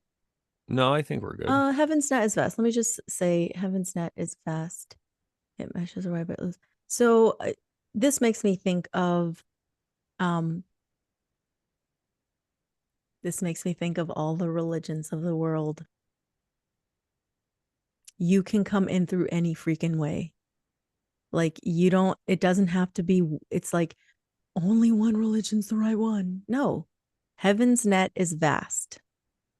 Its meshes are wide, but it loses nothing. Heaven will still get you. You will still get heaven. That's right. You can Yeah, I still. like it. And I like the water analogy of a net, the feelings and what's in the water, and it's all encompassing. It's like really wide, but it'll catch everything. Mm-hmm. So that leads me to believe that even people who think they're not going to get caught by it, like, oh, that's silly. Look at that net or whatever, right? At Yeah. some point, something's gonna, could it be? And if not, that's part of their plan. Like, you can even look at it as everybody is in this net, even though they think they're not, too. Also, this net of the Tao Yeah. and the Could unfolding of the it Tao. Yeah. be because we're all God's children and you don't have to argue with somebody else? Like, oh, you're not getting into heaven. Oh, really? I thought we're all God's children. We're just here to learn lessons, but And we're I all think God's children. also yeah, could it be? And I think the externalization of a savior or of a God, it just speaks to the self-hatred that a lot of people have that they don't even realize because they don't want to think that could be part of God or an aspect of God, or they feel like they're unworthy. and that Mm-hmm. they have to do something Absolutely. in order to Yes. make up for it. They're not already Yes. perfect. There's something wrong, Mm-hmm. right? And if you just read the words that are in red in your Bible, Maybe. it's Could all it be. could be all right there from what I understand. I mean, but again, it's fine because maybe they're right, and from their point of view, they are right. They're speaking their truth.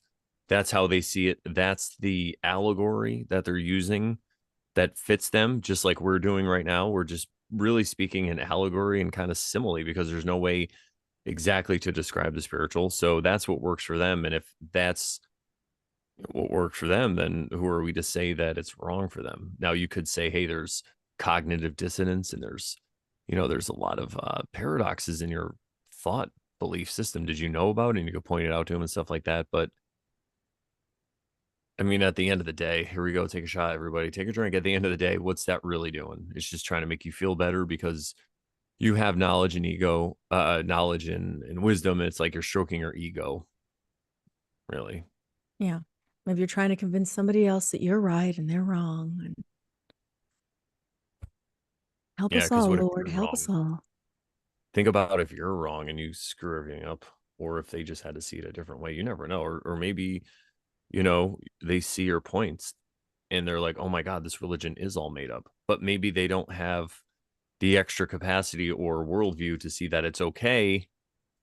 There's something even better that you're not really like a slave, but you're like a free person and you have this way, but they don't see that. So what if they get upset and they kill themselves or something? You know what I mean? Like you never know what's going to happen and you never know how your words are going to affect people. I mean, I have people that leave comments and say things to me all the time. I was going through, shout out to Sarcastic Warlock. I was going through his chat because I share the link in there sometimes, and there were some ats, and a lot of people they were just giving us love. They're like, yeah, man. They're like, it's like Brandon said in this thing, or. So Really? yeah, so it's really cool because all we talk about really is just not being a victim and stuff, and to see other people talking about it and to know how it affects them, if it's a really good feeling. So I would say instead of trying to convince people that you're right, just do it with your actions. Just show them. Just don't drink that water with fluoride, and they'll be like, "Why aren't you drinking that?" Or just have a sip when you think they can't handle it. It's fine. It's not. It's all energy. Could it hurt you? Like I don't know. It's all light. I think it's all energy. Everything's light and I'm energy. just repeating myself now. Yeah. Anyway, so yeah, it's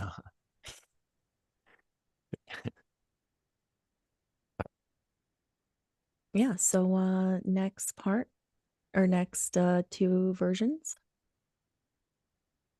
let's do it. You know what? Actually, here we go. Slay. All right, here we go. Stan Rosenthal acting with a sufficiency. So we talked about the first part already. We'll go to the second here. The virtuous way is a way to act without contriving effort. Yet without contriving, it overcomes. It seldom speaks and never asks, but is answered without a question. So I see a lot of similarities here with the last two verses, kind of. He's just, I think, saying it in a different way. And Mm-hmm. again, it's Stan Rosenthal, so it's so much better for anyone who is a intellect to read this. You really A get it. You're like, sword. logically, I got my sword. Mental plane. Yeah. Um, it is supplied with all its needs and is constantly at ease. So, that reminds me of the story that Ram Dass tells in his lecture on the Bhagavad Gita, which is Experiments in Truth, right? That's the one. No, love, Or no, service, no. devotion, and the Yeah. ultimate surrender. Yes, he talks about a guy. There's like a story of a man studying the Gita, and he goes out in the woods and studies all the time. And his wife's like, "Yo, what about the rice and the beans?" And we're not getting fed here. We're starving. And he's like, "Well, it says here anyone that studies the Gita will be taken care of." And they're like, "All right." And he goes back out, and then he underlines that passage, because it's not happening. He's like, "Why isn't this happening?" I'm studying the Gita, and as he does that at home, wife gets a knock on the door, and this blue dude shows up with all this food, and he's got a Krishna. cut.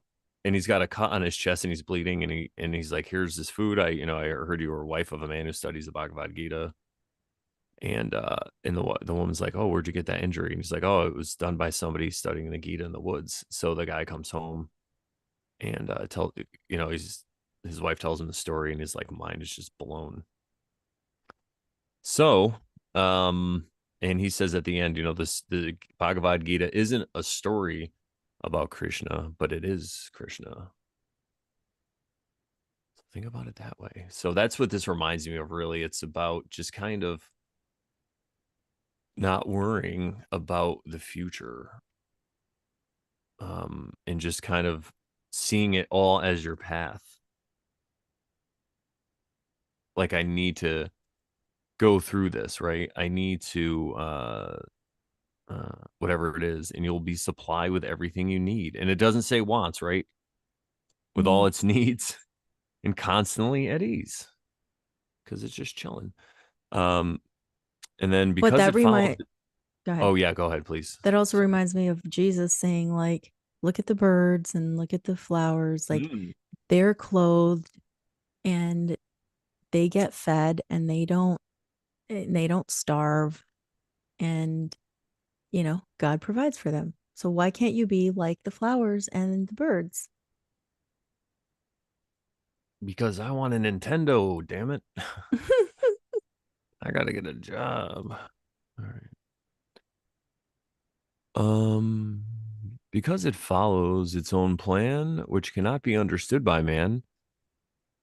Oh yeah. So it says all this is because it follows its own plan, which cannot be understood by man. So there again, you can't understand it, right? You're just gonna be like constantly wowed, and It's a there's a way to look at paradox. it. You can constantly be disappointed by things that happen in your life, or you can constantly be awed and be like, wow, look at how that worked out. I never thought it was going to happen that way, and it's amazing. And you could start to look at these things that happen as a surprise, because if you're always locked in the same pattern and the same things happen, then life can be boring. So even if something crazy happens, it reminds me of Leto the second. I don't want to spoil too much, but in the God Emperor of Dune, he talks about this, where he's like, he just wants novelty. He's When something happens, even if it's bad, like if he thinks he's gonna die, he's like, whoa, it's something different, because he's lived for so long.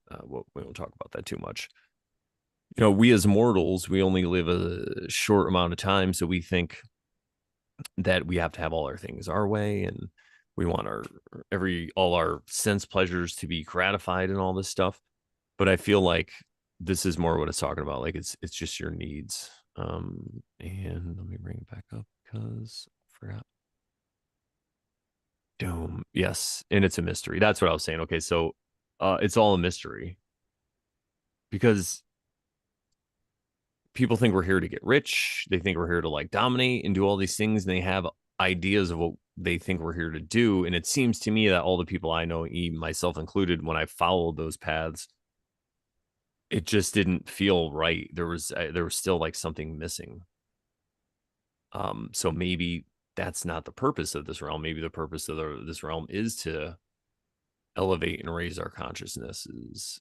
And in that pursuit, I have felt more fulfilled, and I have started to love myself and have this self love where, I'm not so easily thrown off my center and my balance, and I don't so easily feel like a victim when things happen now, and stuff like that. So it does yield results, but it's a mystery.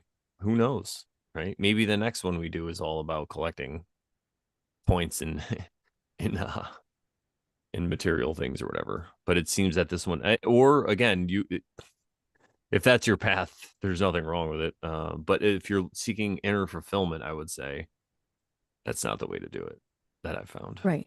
Buddha speaks of that if anyone wants to look into Buddhism. I wouldn't say that that's the be all end all. Again, as we spoke of at the beginning of the show, What all about religions brandism? have different perspectives. So, um, Buddhism, it comes from the perspective of all the world is basically suffering. It reminds me, actually, what he talks about reminds me of, what is that book in the Bible that talks Job? about?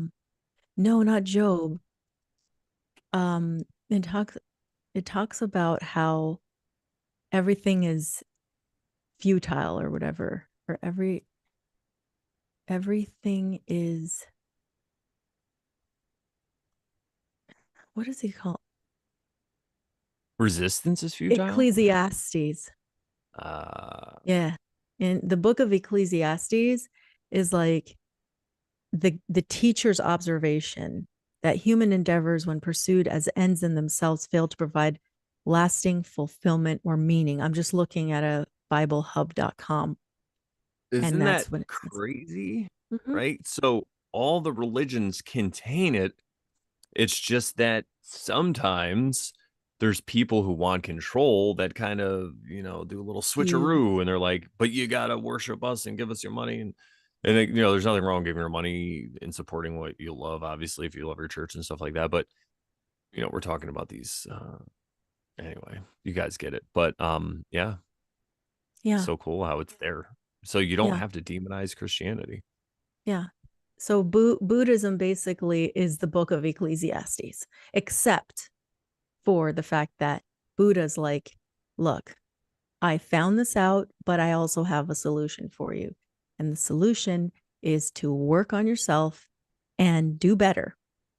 And you can achieve this state of nirvana, enlightenment, which is a blissful state where no matter what's going on in your life, you can be in a state of bliss. 100%. And, it reminds me of this movie that I saw. It was called The Pale Blue Eyes with Christian Bale, but it has Edgar Allan Poe. Not Edgar Allan Poe, but there's an actor that plays a young Edgar Allan Poe, Mm, and he's helping Christian Bale's character solve these murders, these crazy murders that are oh, happening at this interesting. military academy, right? So the guys that run the military academy are talking to Christian Bale, and it doesn't really give a lot of his backstory, but somehow he's like some like badass lawman guy, but something happened with his family. Now he just kind of lives alone. So they come to help. They come get him for his help. The people at the academy, the higher ups. And at one point they have this discussion because Christian Bale is kind of telling him he doesn't really believe. He's like, I'm not a fan of this military academy and what you're teaching these men and all this stuff. And he's like, they go on, a lot of the graduates of this academy, like, they went on to do all these things and stuff. And so the guy's like, yeah, he goes, but by that same logic, every sin or every evil thing done by a Christian is a stain on Jesus. Would you agree? That's what you're saying. And Christian Bale's like, yeah. He's like, it is. And it blew my mind because he's not saying that the actual literal Jesus is like getting stained by other people's sins, but what he's saying is people who are Christians and are saying that they're doing things in the name of Christianity, yeah, they're slinging mud on Jesus themselves because other people who aren't Christians are going to see their actions and be like, oh, wait, this is what Jesus teaches? Oh, fuck that guy. So it was a really cool little, like mind blower there. So again, don't let Christianity itself or the message of the Bible or Jesus or any of these right hand path ways, right? These handrails, don't let them make you feel like a victim, no matter what any of those people did in the name of those religions or who they killed, you know, because that's not Right. what the message is about. You're just mad because somebody took a message and fooled a bunch of people. Well, the people who were fooled were probably the ones really to blame. It's like a whole thing you could go on. So that's all. That's all I wanted to say. Yeah. Blue Kachina is noticing that there's a lot of talk of blue today. Yeah, Pale Blue So Eyes. Good, the by the blue way, everybody. Good Krishna, the blue movie. man. Yeah, The Blue Man. Yeah, the big blue boy. I like the movie. A really good movie. So check it out. The Edgar Allan Poe character is really cool. A lot of ravens. So it was fun. Um, Blue Kachina also said Ecclesiastes be like, well, tough shit. You live, you die. And one more thing I wanted to say about Ecclesiastes is basically he comes to the conclusion, at least from what I remember, and I could be wrong, but in many ways, he's basically like, dude, life is life. Enjoy the freaking moment. Eat, live, and be freaking happy. Like, hello. Like, stuff is gonna happen. Shit's gonna happen. But what do you have? You have the present moment. You have food. eat your food, be happy about it, drink your drink, be happy, do your thing, enjoy family, friends, and live in the present moment. Exactly. And people think it's like tough love, but it is only tough love if you're acting like a victim because they're just telling you, like, stop being it's like my dad He used to say, like, sounds victim-y. Ecclesiastes, the guy who wrote it, sounds victim-y because he's always like, oh, are you kidding me? This is life. That's basically what he's doing the whole time. But then he's always like, I just keep coming to eat, drink, and be merry. Like, those are my paraphrases, by the way. But basically, that's what he's saying. exactly. Life's a party. Party on. Party on, Wayne. All right. Let's see. We got 12 people. 12. Oh, it says 13. 10 current viewers. 13. I see 13. Oh. All right. Welcome, everybody. Lucky Thanks for hanging out with 13. us. Lucky 13 and Snickers, aka Pooter, aka Snickerdoodle, just turned 13 this week. Oh, well, So happy birthday to yeah, Snickers. 13, and she's a black cat, so we're looking for real big things from her. Ooh. Well, and I heard 13 is a divine feminine number or something like that. Oh. She's coming to I her like it. divine feminine. Yeah. I love it. Awesome. Shall we? All right. Sorry, we are Let's. really, really oversharing today. Whew. Yeah, I mean, should we only do one verse? Maybe you think? I don't, Where are we at? because Oh, yeah, maybe. we've been going for an hour and a half. Yeah, maybe we'll just do one verse today. All right, everybody. Well, I think everybody enjoys it. It's the here. Let me stop this sharing. I think that's why we 74 love the isn't show, the super long, oversharing. though. Go ahead. What's that? Oh, it's not 74 okay. isn't super long, Let's go and but we'll see. see. Go ahead.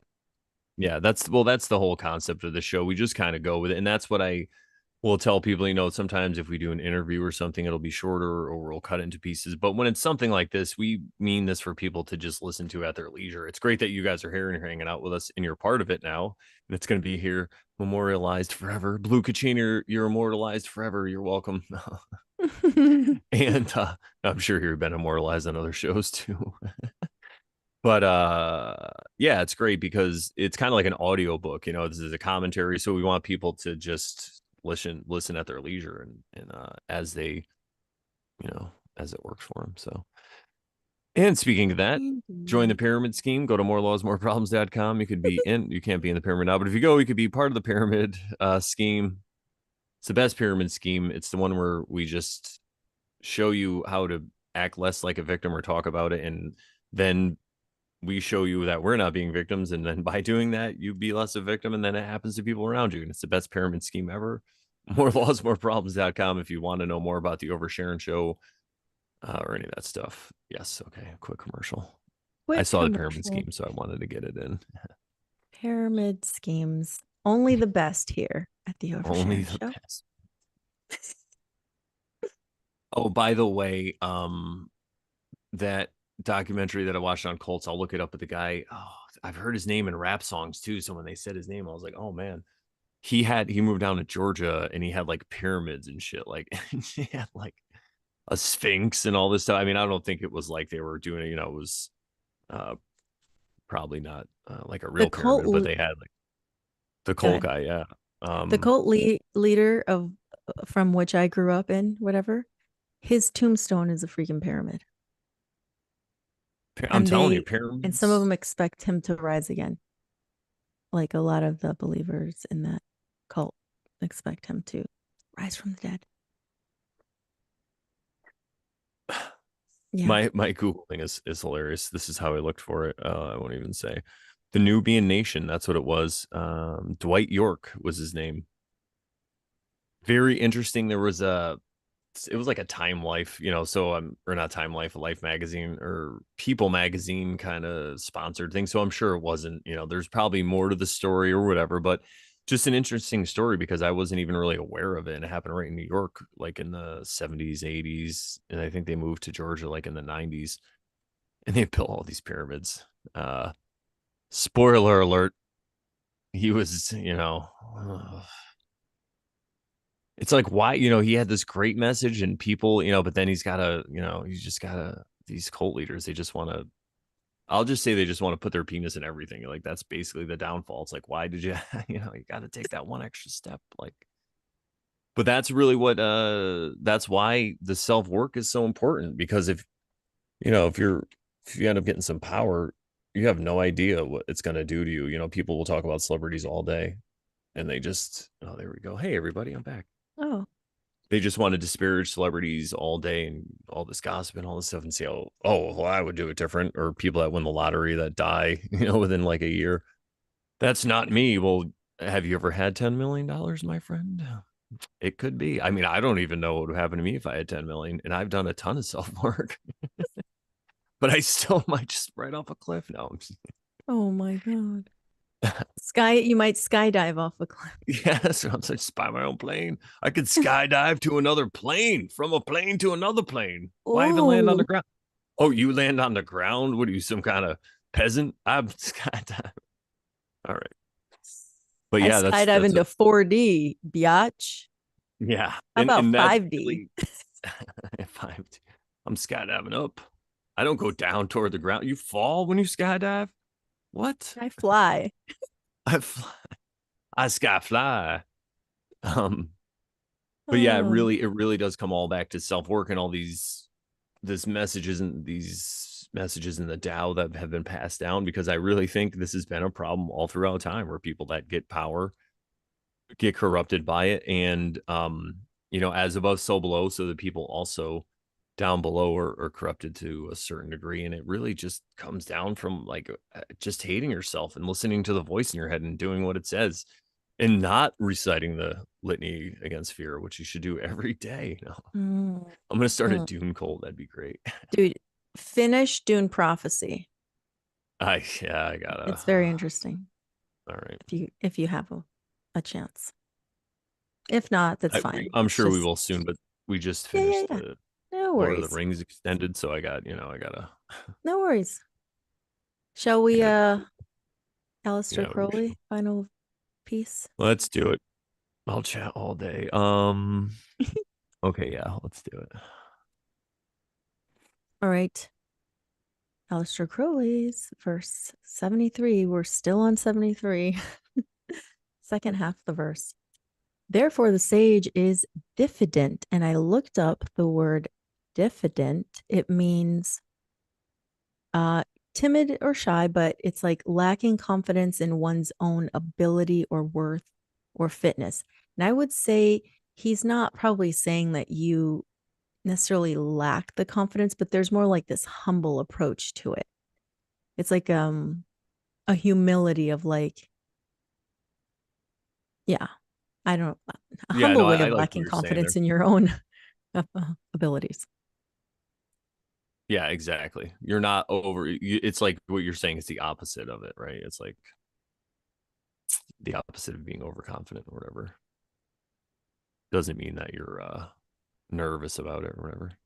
Yeah, it was like you're not down on yourself about it, but you're also not you're kind of somewhere in the middle. Like, What a surprise! It's a balance. right. I'm assuming that's what he means by diffident because the definition says it's we said that. Okay. The Tao of heaven contendeth not, and contending is to like argue, right? Or Yeah, uh do you think about like a title contention? We're contending for the title, like you're fighting for that oh yeah, title. fighting, Could be a contending. fight, an argument, any kind of Yes. basically a contention. You're just like saying that what you're not the champion, I am. I want to fight you. So yeah. Yes. All right. Yet it overcometh. So the Tao of heaven doesn't have to fight or argue about it, but still It's can still overcome.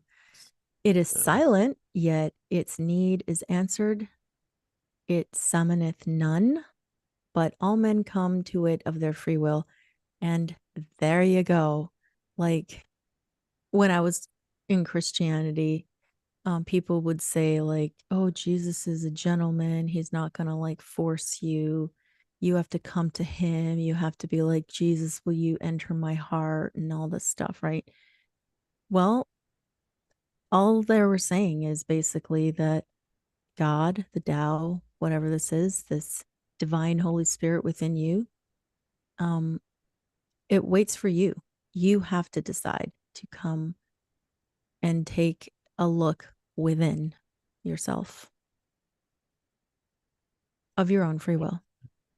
Yeah. Um, I also like the free will part because it's like, well, if all men come to it anyway, is it really free will? And that's where you get this argument about free will, and it's kind of like it is and it isn't, you know. And what we have found here at the Oversharing Show is the only really free will is like how you feel about what's going on. That's what you can decide. Because And sometimes circumstances just push you into a situation, and there's really nothing you can do about it. You can't even call it free will because you're like, well, all those decisions I made, I would have made them anyway, you know. So yeah, go ahead. yeah, and I've heard free will described in different ways. And like that girl, the alchemist from sorry, Sarah Alcalde. I don't know how to pronounce her last name, from the Alchemist YouTube channel.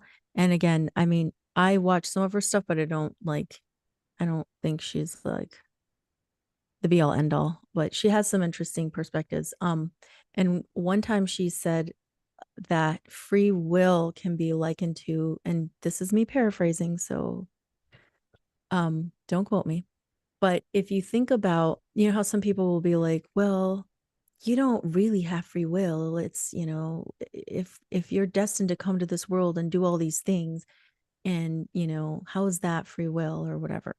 Okay, so the way she was talking about it was, let's just say you have this page in a coloring book. And like in my head, I think, okay, maybe there's this big coloring book that is you, right? And every page is like a life, like a past life or whatever.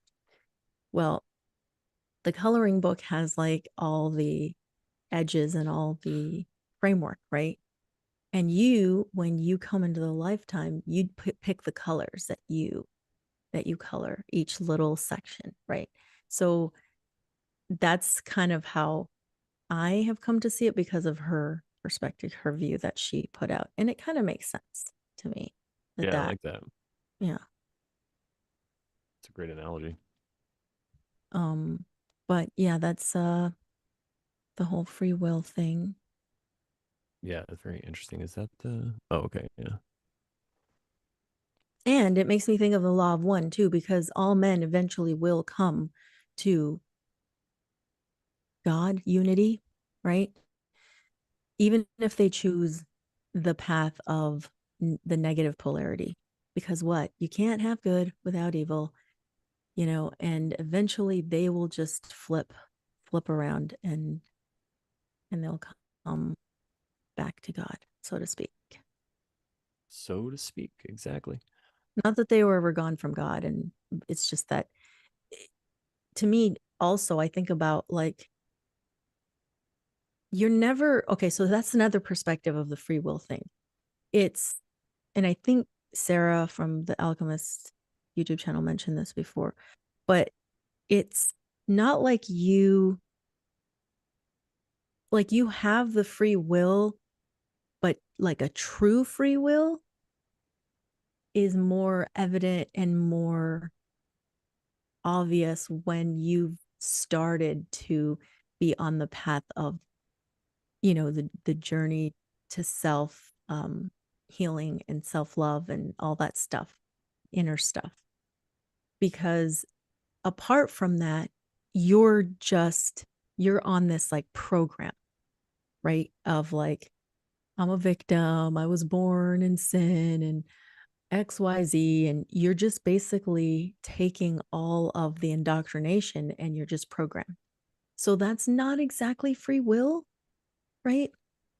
But once you realize that that's not the path and that you're like, wait, what's going on in this world, and you start opening your eyes to everything, and you start realizing that it all has to do with you and how you can make your life better, and by doing so you make other things better. That is the beginning of free will, and I think she touched on that too at some point. So Yeah, 100%. It goes back to what we were saying in the beginning about division and how a lot of people in society, it's what Sharon just said. We're running off of these programs because we're in a cult. We're all in a cult, everybody. And really, what I see, the best way to raise your consciousness is to just make it a cult of yourself, which sounds so selfish, but it's from a self-love perspective. And yeah, I mean, this way you're making decisions and everything based on your intuition, I guess you could say, as opposed to like what you're being told to do and what it seems to be the right thing to do. Sarah G says very low cost, will practically free. Yeah, exactly. That makes me laugh because the other day we're going down the street and I see a sign, like an advert, type of thing. And it's on one of those like bus stops, they put like adverts and stuff on those bus stop signs. So as I'm passing by, I just see the word free on top, and I thought it was going to be like free these people, or like free the fish, or free the whales, or free, you know what I mean? Like I thought it was like a political type of, and it was like an advert for something. It was like free nachos if you XYZ, you know what I mean? Like, not that that's what it was, but I was like, and then I was like, how crazy that that word free can be used in different ways. And I'm like, and because of everything that's going on in the world, I wasn't even thinking like gratuitous, like without charge. I was thinking it was political. Yeah, like a free, And I almost didn't read it because I was like, shut the fuck up. like free Tibet. I thought it was going to say something like that. Free the So nachos into thanks, your Sarah, stomach. for making me think of that. Free the keyboards. Blue says, am I indoctrinating myself? I'm my own cult. Exactly. And Sarah agreed. Brandon perspective is a solo cult of sorts. Yeah. I feel like we're really getting to the bottom of all this stuff. All right. What do we got left here in this verse? All right. So its method is quietness, yet its will is efficient. Large are that's the part where it's talking about like it doesn't have to say anything. It's silent, the silent part. Large are the meshes of heaven's net, wide opened, yet letting none escape. And that's very much like the rest of the other verses. Cool. Yeah. So So yeah, I I think we think really got some we're good almost perspective. close to the 2 hour mark, so we probably won't make it to do, unless you want to do another half hour or so to do the other verse. Let's see. Oh, We we could. still have Well, 10 there's people how in the many do chat. we have left? How many verses are left? That's the question. Oh, 74, 75. 80 up to 81. So right now we have a even number left if we don't cover 74. So then we'll Yeah, have we can two, always but I chit mean, chat if we end up with 81, and then we can just talk about, you know. okay. So we still have 10 people in the chat. So if you want to keep going, we can. Doesn't look like a very long Yeah, one. it's really short. Wow. Okay, yeah, let's just go and get it done. All right. All right. 74 is an 11.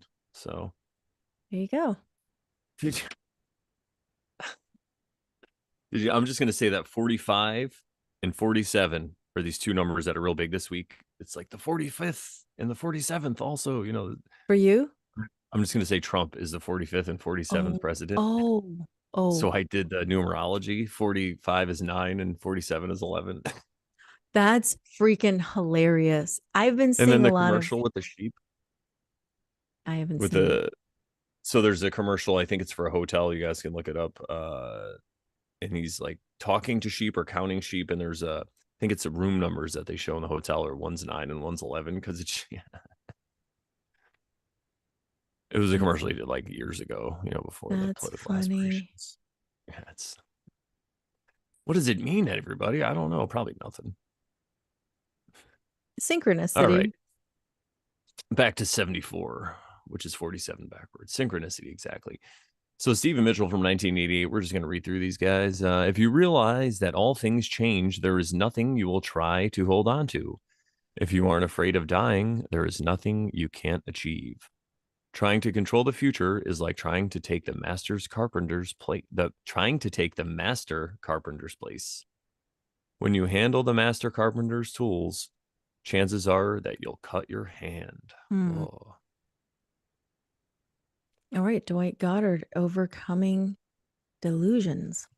If the people do not fear death, how can one frighten them with death? Ha! Ah. If we teach people to fear death, then when one rebels, he can be seized and executed. After that, who will dare to rebel? There is always an officer to execute a murderer, but if one takes the place of the executioner, it is like taking the place of a skilled carpenter at his hewing. If one takes the place of the skilled carpenter, he is liable to cut himself. Therefore, do not interfere with the Tao. This one I can already tell is just crazy.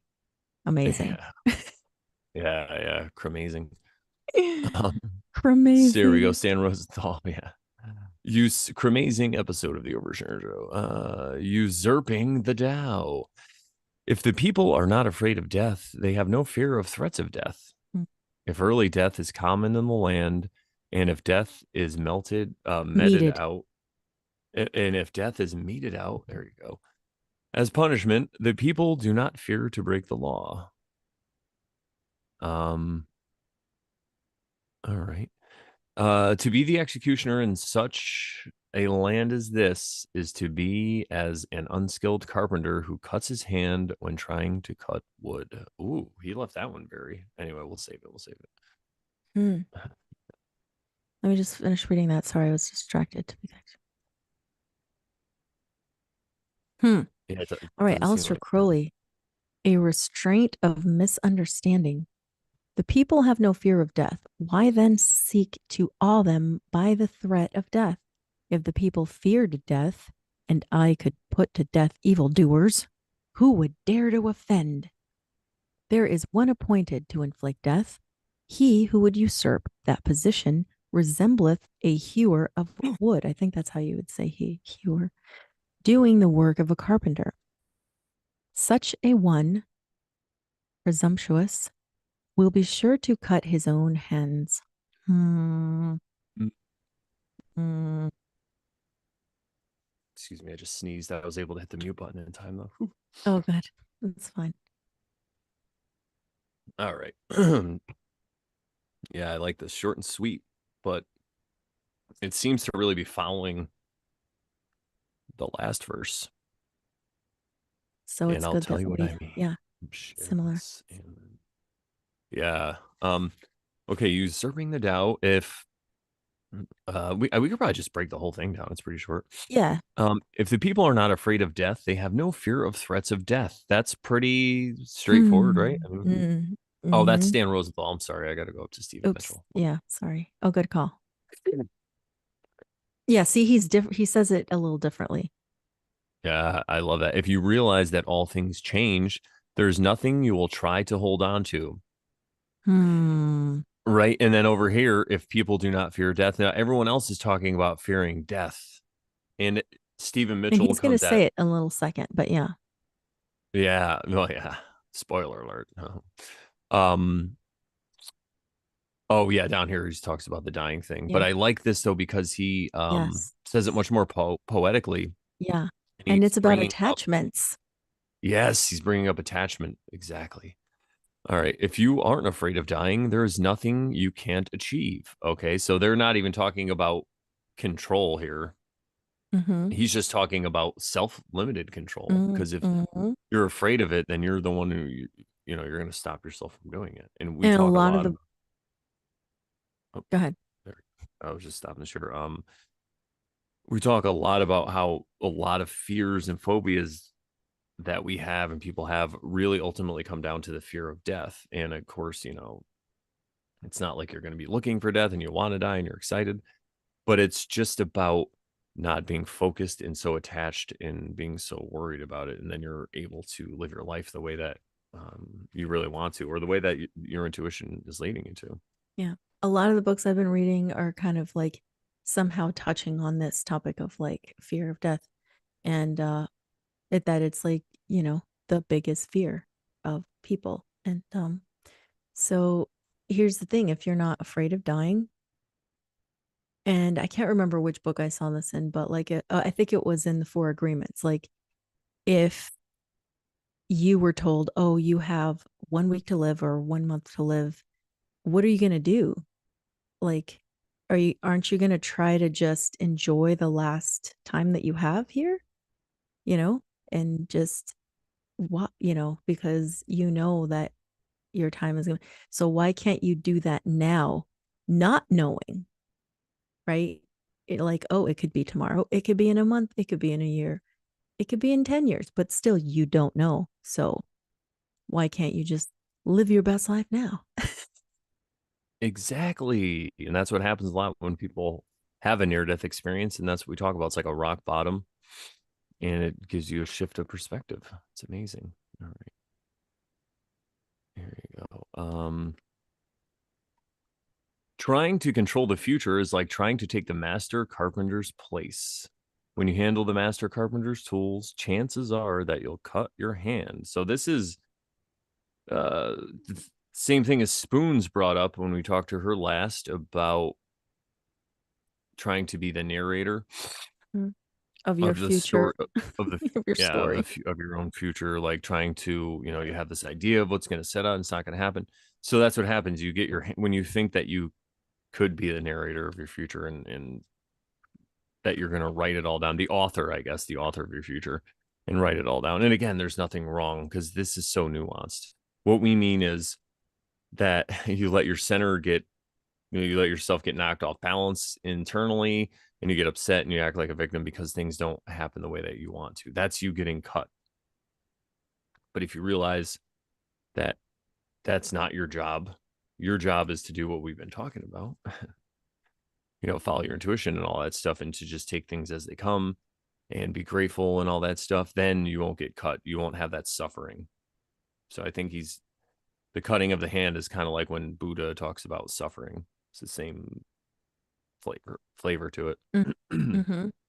Yeah. And Stephen Mitchell's take is going to be different because I'm going to read Dwight Goddard's, and I think the others are a little different.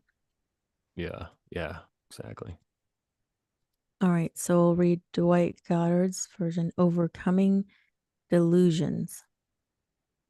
If the people do not fear death, how can one frighten them with death? And again, very, like, I don't need to say anything about that.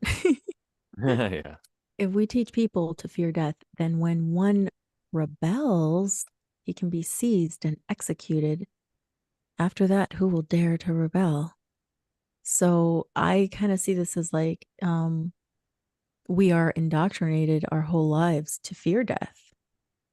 And the ones who don't end up being like labeled crazy and nuts and like Jesus, like Krishna, sorry, like Buddha, like all these people that are Who like, you don't have wants? to fear death, right?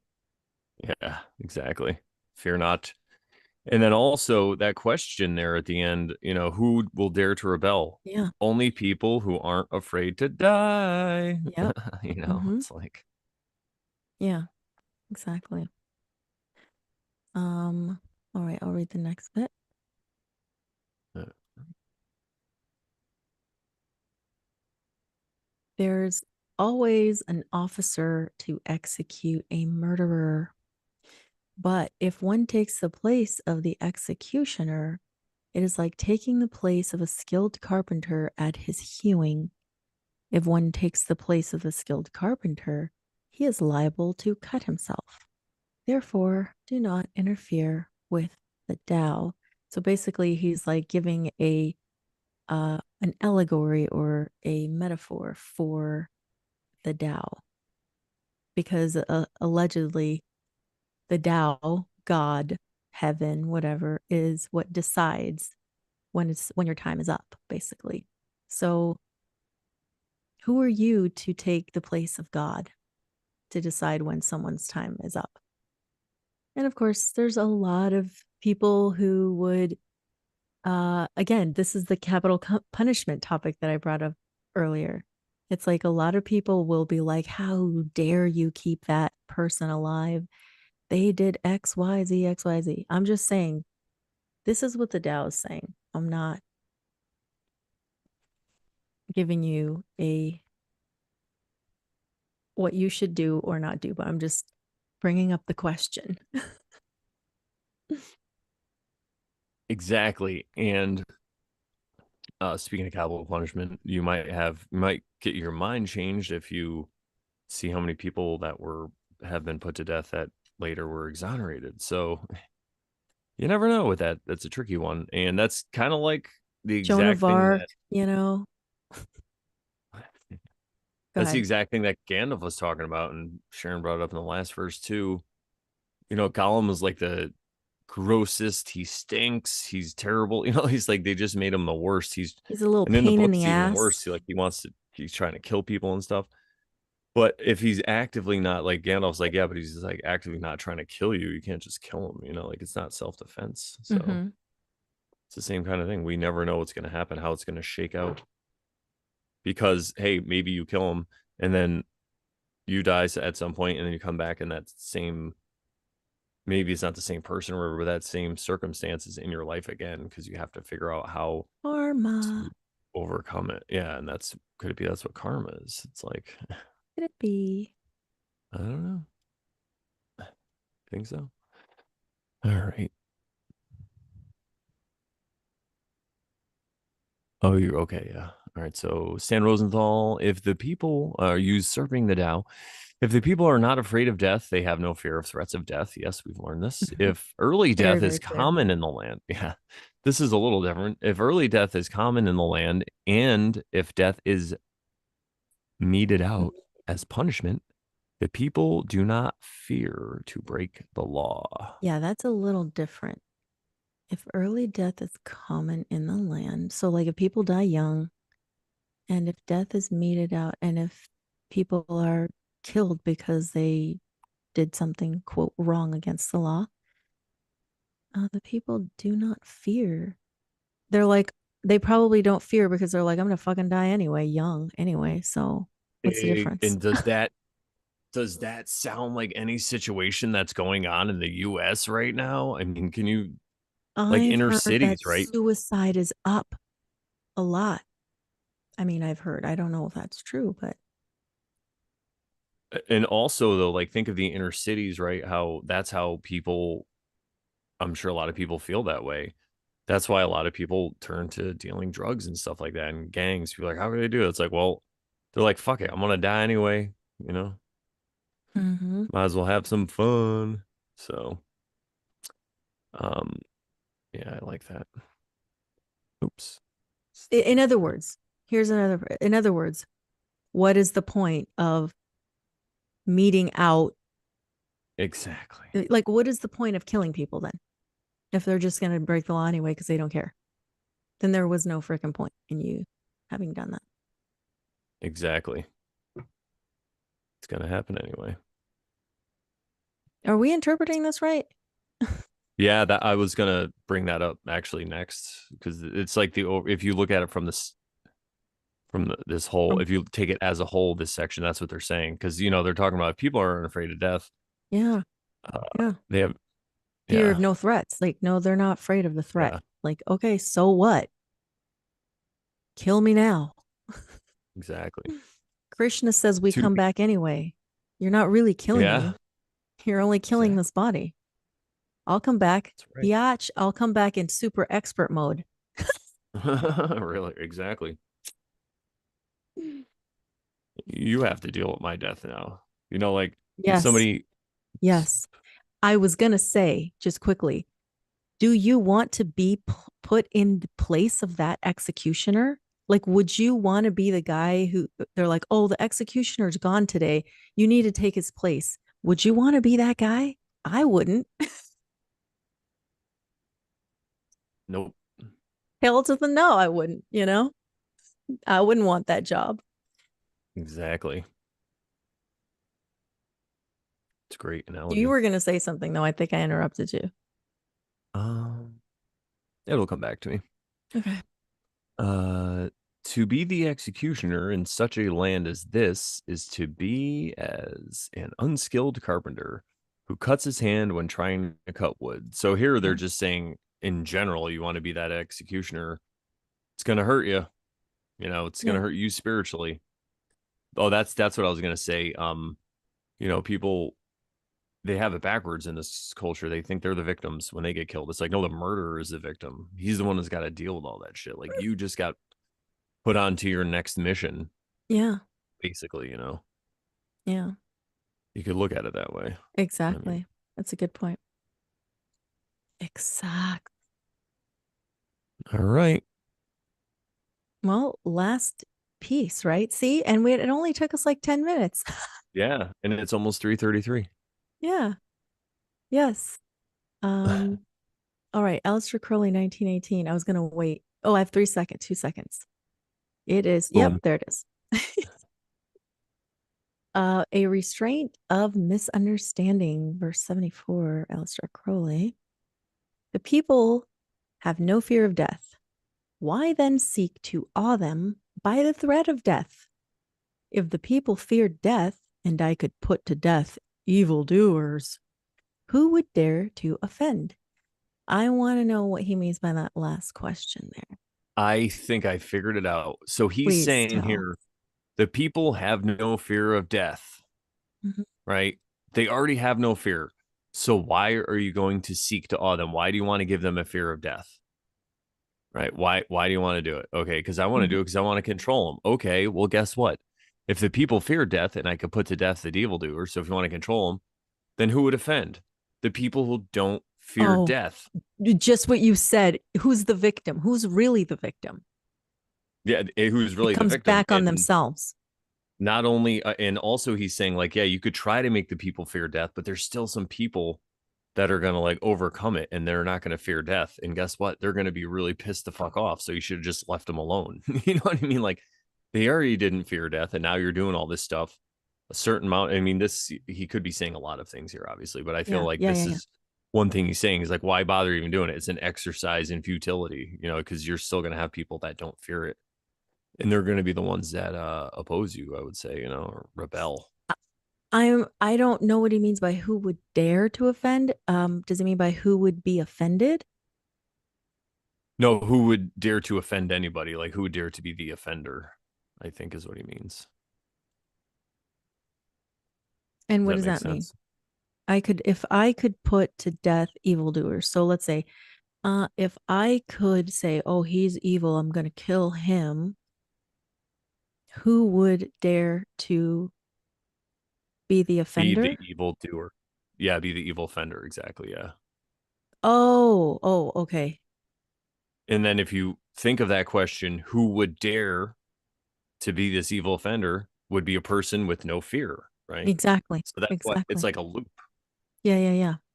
So you might as Exactly. well just leave the people alone. It's kind of, Yeah. Um, yeah.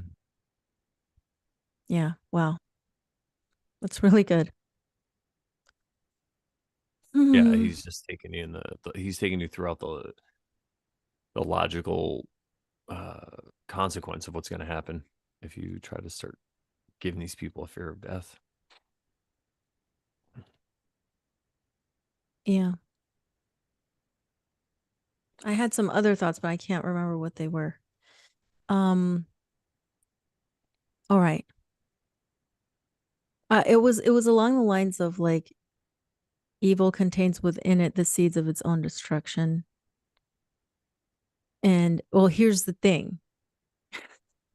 That's where the conundrum is. If I could put to death evildoers, who's evil for wanting to kill somebody? Who's the evil one then? Who who are you accusing of being evil? Are you just accusing them of being evil because they broke a law, right? Yeah, And are you accusing exactly. them and wanting them to die, wanting to kill them because you're the one who's putting them to death? That means you're killing them. So who's the evil one? That was what I was trying to figure out. Who's really the evil one? Yeah, and that's really, I think, what they mean also when they talk about being the executioner and the master. You're going to cut yourself and all this stuff. It's you're going to take that in, and you might start to get a lust for it, and you might get like a demon to want to kill more. Mm-hmm. It's the adrenaline addiction. Like you might get this adrenaline from taking someone's life, and then you're like, it's the only way I could get off is to fucking kill people now. Like, Dexter. so yeah, yeah, exactly. So you gotta be careful when you're dealing with these things that are supposed to be powers of God, right? Killing and birth and all this stuff. Can't play with that unless, again, if it's a self-defense issue, much different, because then they're coming at you. So they're choosing it, Yeah, exactly. All right, I'll finish reading this last little piece of this episode. There is one appointed. Who is that one? Could it be God, heaven, the Tao, however you want to define it? The universe. He who would usurp that position resembles one who hews wood, one who cuts wood, doing the work of a carpenter. Such a one, and such a one because such unone doesn't sound right to me. Such a one, presumptuous, will be sure to cut his own hands. It's similar to the others, but I really like that there is one appointed to inflict death. There's what? There is Oh, one appointed. oh yeah. To And could it inflict death. be, Yeah. you know, your own karma? You're appointed to die at a certain time this lifetime. You don't know when it is because you've taken on the veil of forgetfulness, but it's your own karma. One day, whatever day that is, your body will expire and your soul will live on, or however you want to call it, your spirit, your soul, whatever. Yeah, or maybe you'll just wake up from the illusion. Yeah. Same thing, right? Like who knows? Mm-hmm. Because if we are just energy having a physical, tricked into this physical experience, then who even knows? It's a mystery to know what our point of view is going to be after we die. Like we have no idea. It could be like waking up from a video game. I mean, you never know. Or Yeah. like a simulation. I mean, I'm not saying it But is a if you do want to get a glimpse of it, I would say read or listen to the audiobook Journeys Out of the Body by Robert Monroe of the Monroe Institute, because that has some very interesting stories about being out of the body. And those kinds of things were replicated by studies by, what is it called when people do studies like that and have people that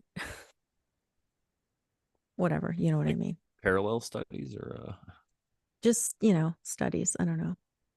Mm. I know what you're saying. Yes, a lot of the same results in these studies. Empirical evidence, I should say, Yeah, perhaps. there you go. Cool. I was gonna say something, but now I can't remember. It's all right. Um, yeah, the hewer of wood, that's a good one because the hewer of wood is someone who just chops wood, right? So if they're gonna try to be a carpenter, It's a they're gonna different screw thing. it all up. Yeah, You have without to the have proper the knowledge. skills of a carpenter.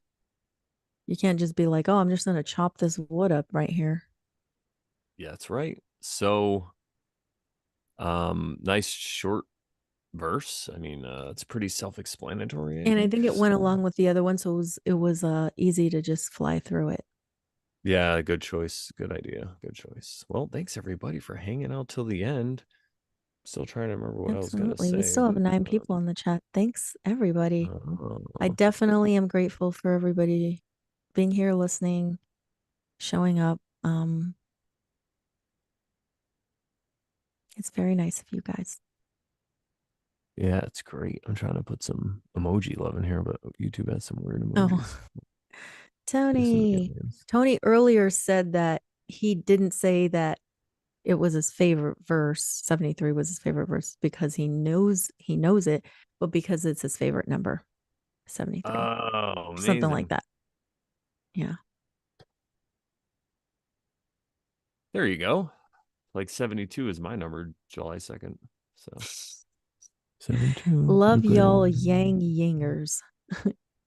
Yeah. Yeah, that Yang. fear of death thing is huge. That's why we just recite the litany against fear anytime. It's so huge. But I like that though because he's it's like addressed to a leader, right? And it's like why even bother doing it, Because you're just gonna have a revolution on your hands, and all those people aren't gonna be afraid to die, but now they're gonna hate you. So, Wow. Very, very true. all right, everybody, you can go to morelawsmoreproblems.com for more. Click on the Over Sharon tab. It has all you would want to know. If you want to donate to us monetarily, you could do that there. If you'd like to donate to us monetarily, you could. I shook my head no. The best way to support us though is to come here every Thursday, hang out in the chat, comment, like, subscribe, all those fun things. Ask us any questions if you have comments for, and maybe we could shed some light on it for you. Or if you have a little bit of insight onto something we covered that we missed, let us know. We want to know about this stuff. So yeah, and again, I'll shout out the chat too. Thank you guys so much for hanging out today all the way to the end. We've been going for 2 Definitely. hours and Like, 16 minutes, so not the longest, oh, so not too nice. bad.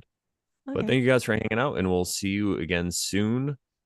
Um, and what do we say to the good people, Sharon? So once you start over sharing, Then you totally stop over Karen. I love it. Much better. And yeah, remember everybody, we're not trying to tell you how to live. We're just here to entertain y'all at the Oversharing Show. That's right. So have a great day and have a good weekend, and we'll see you next week. Bye, everybody. Take care. Ciao. Ciao. All right.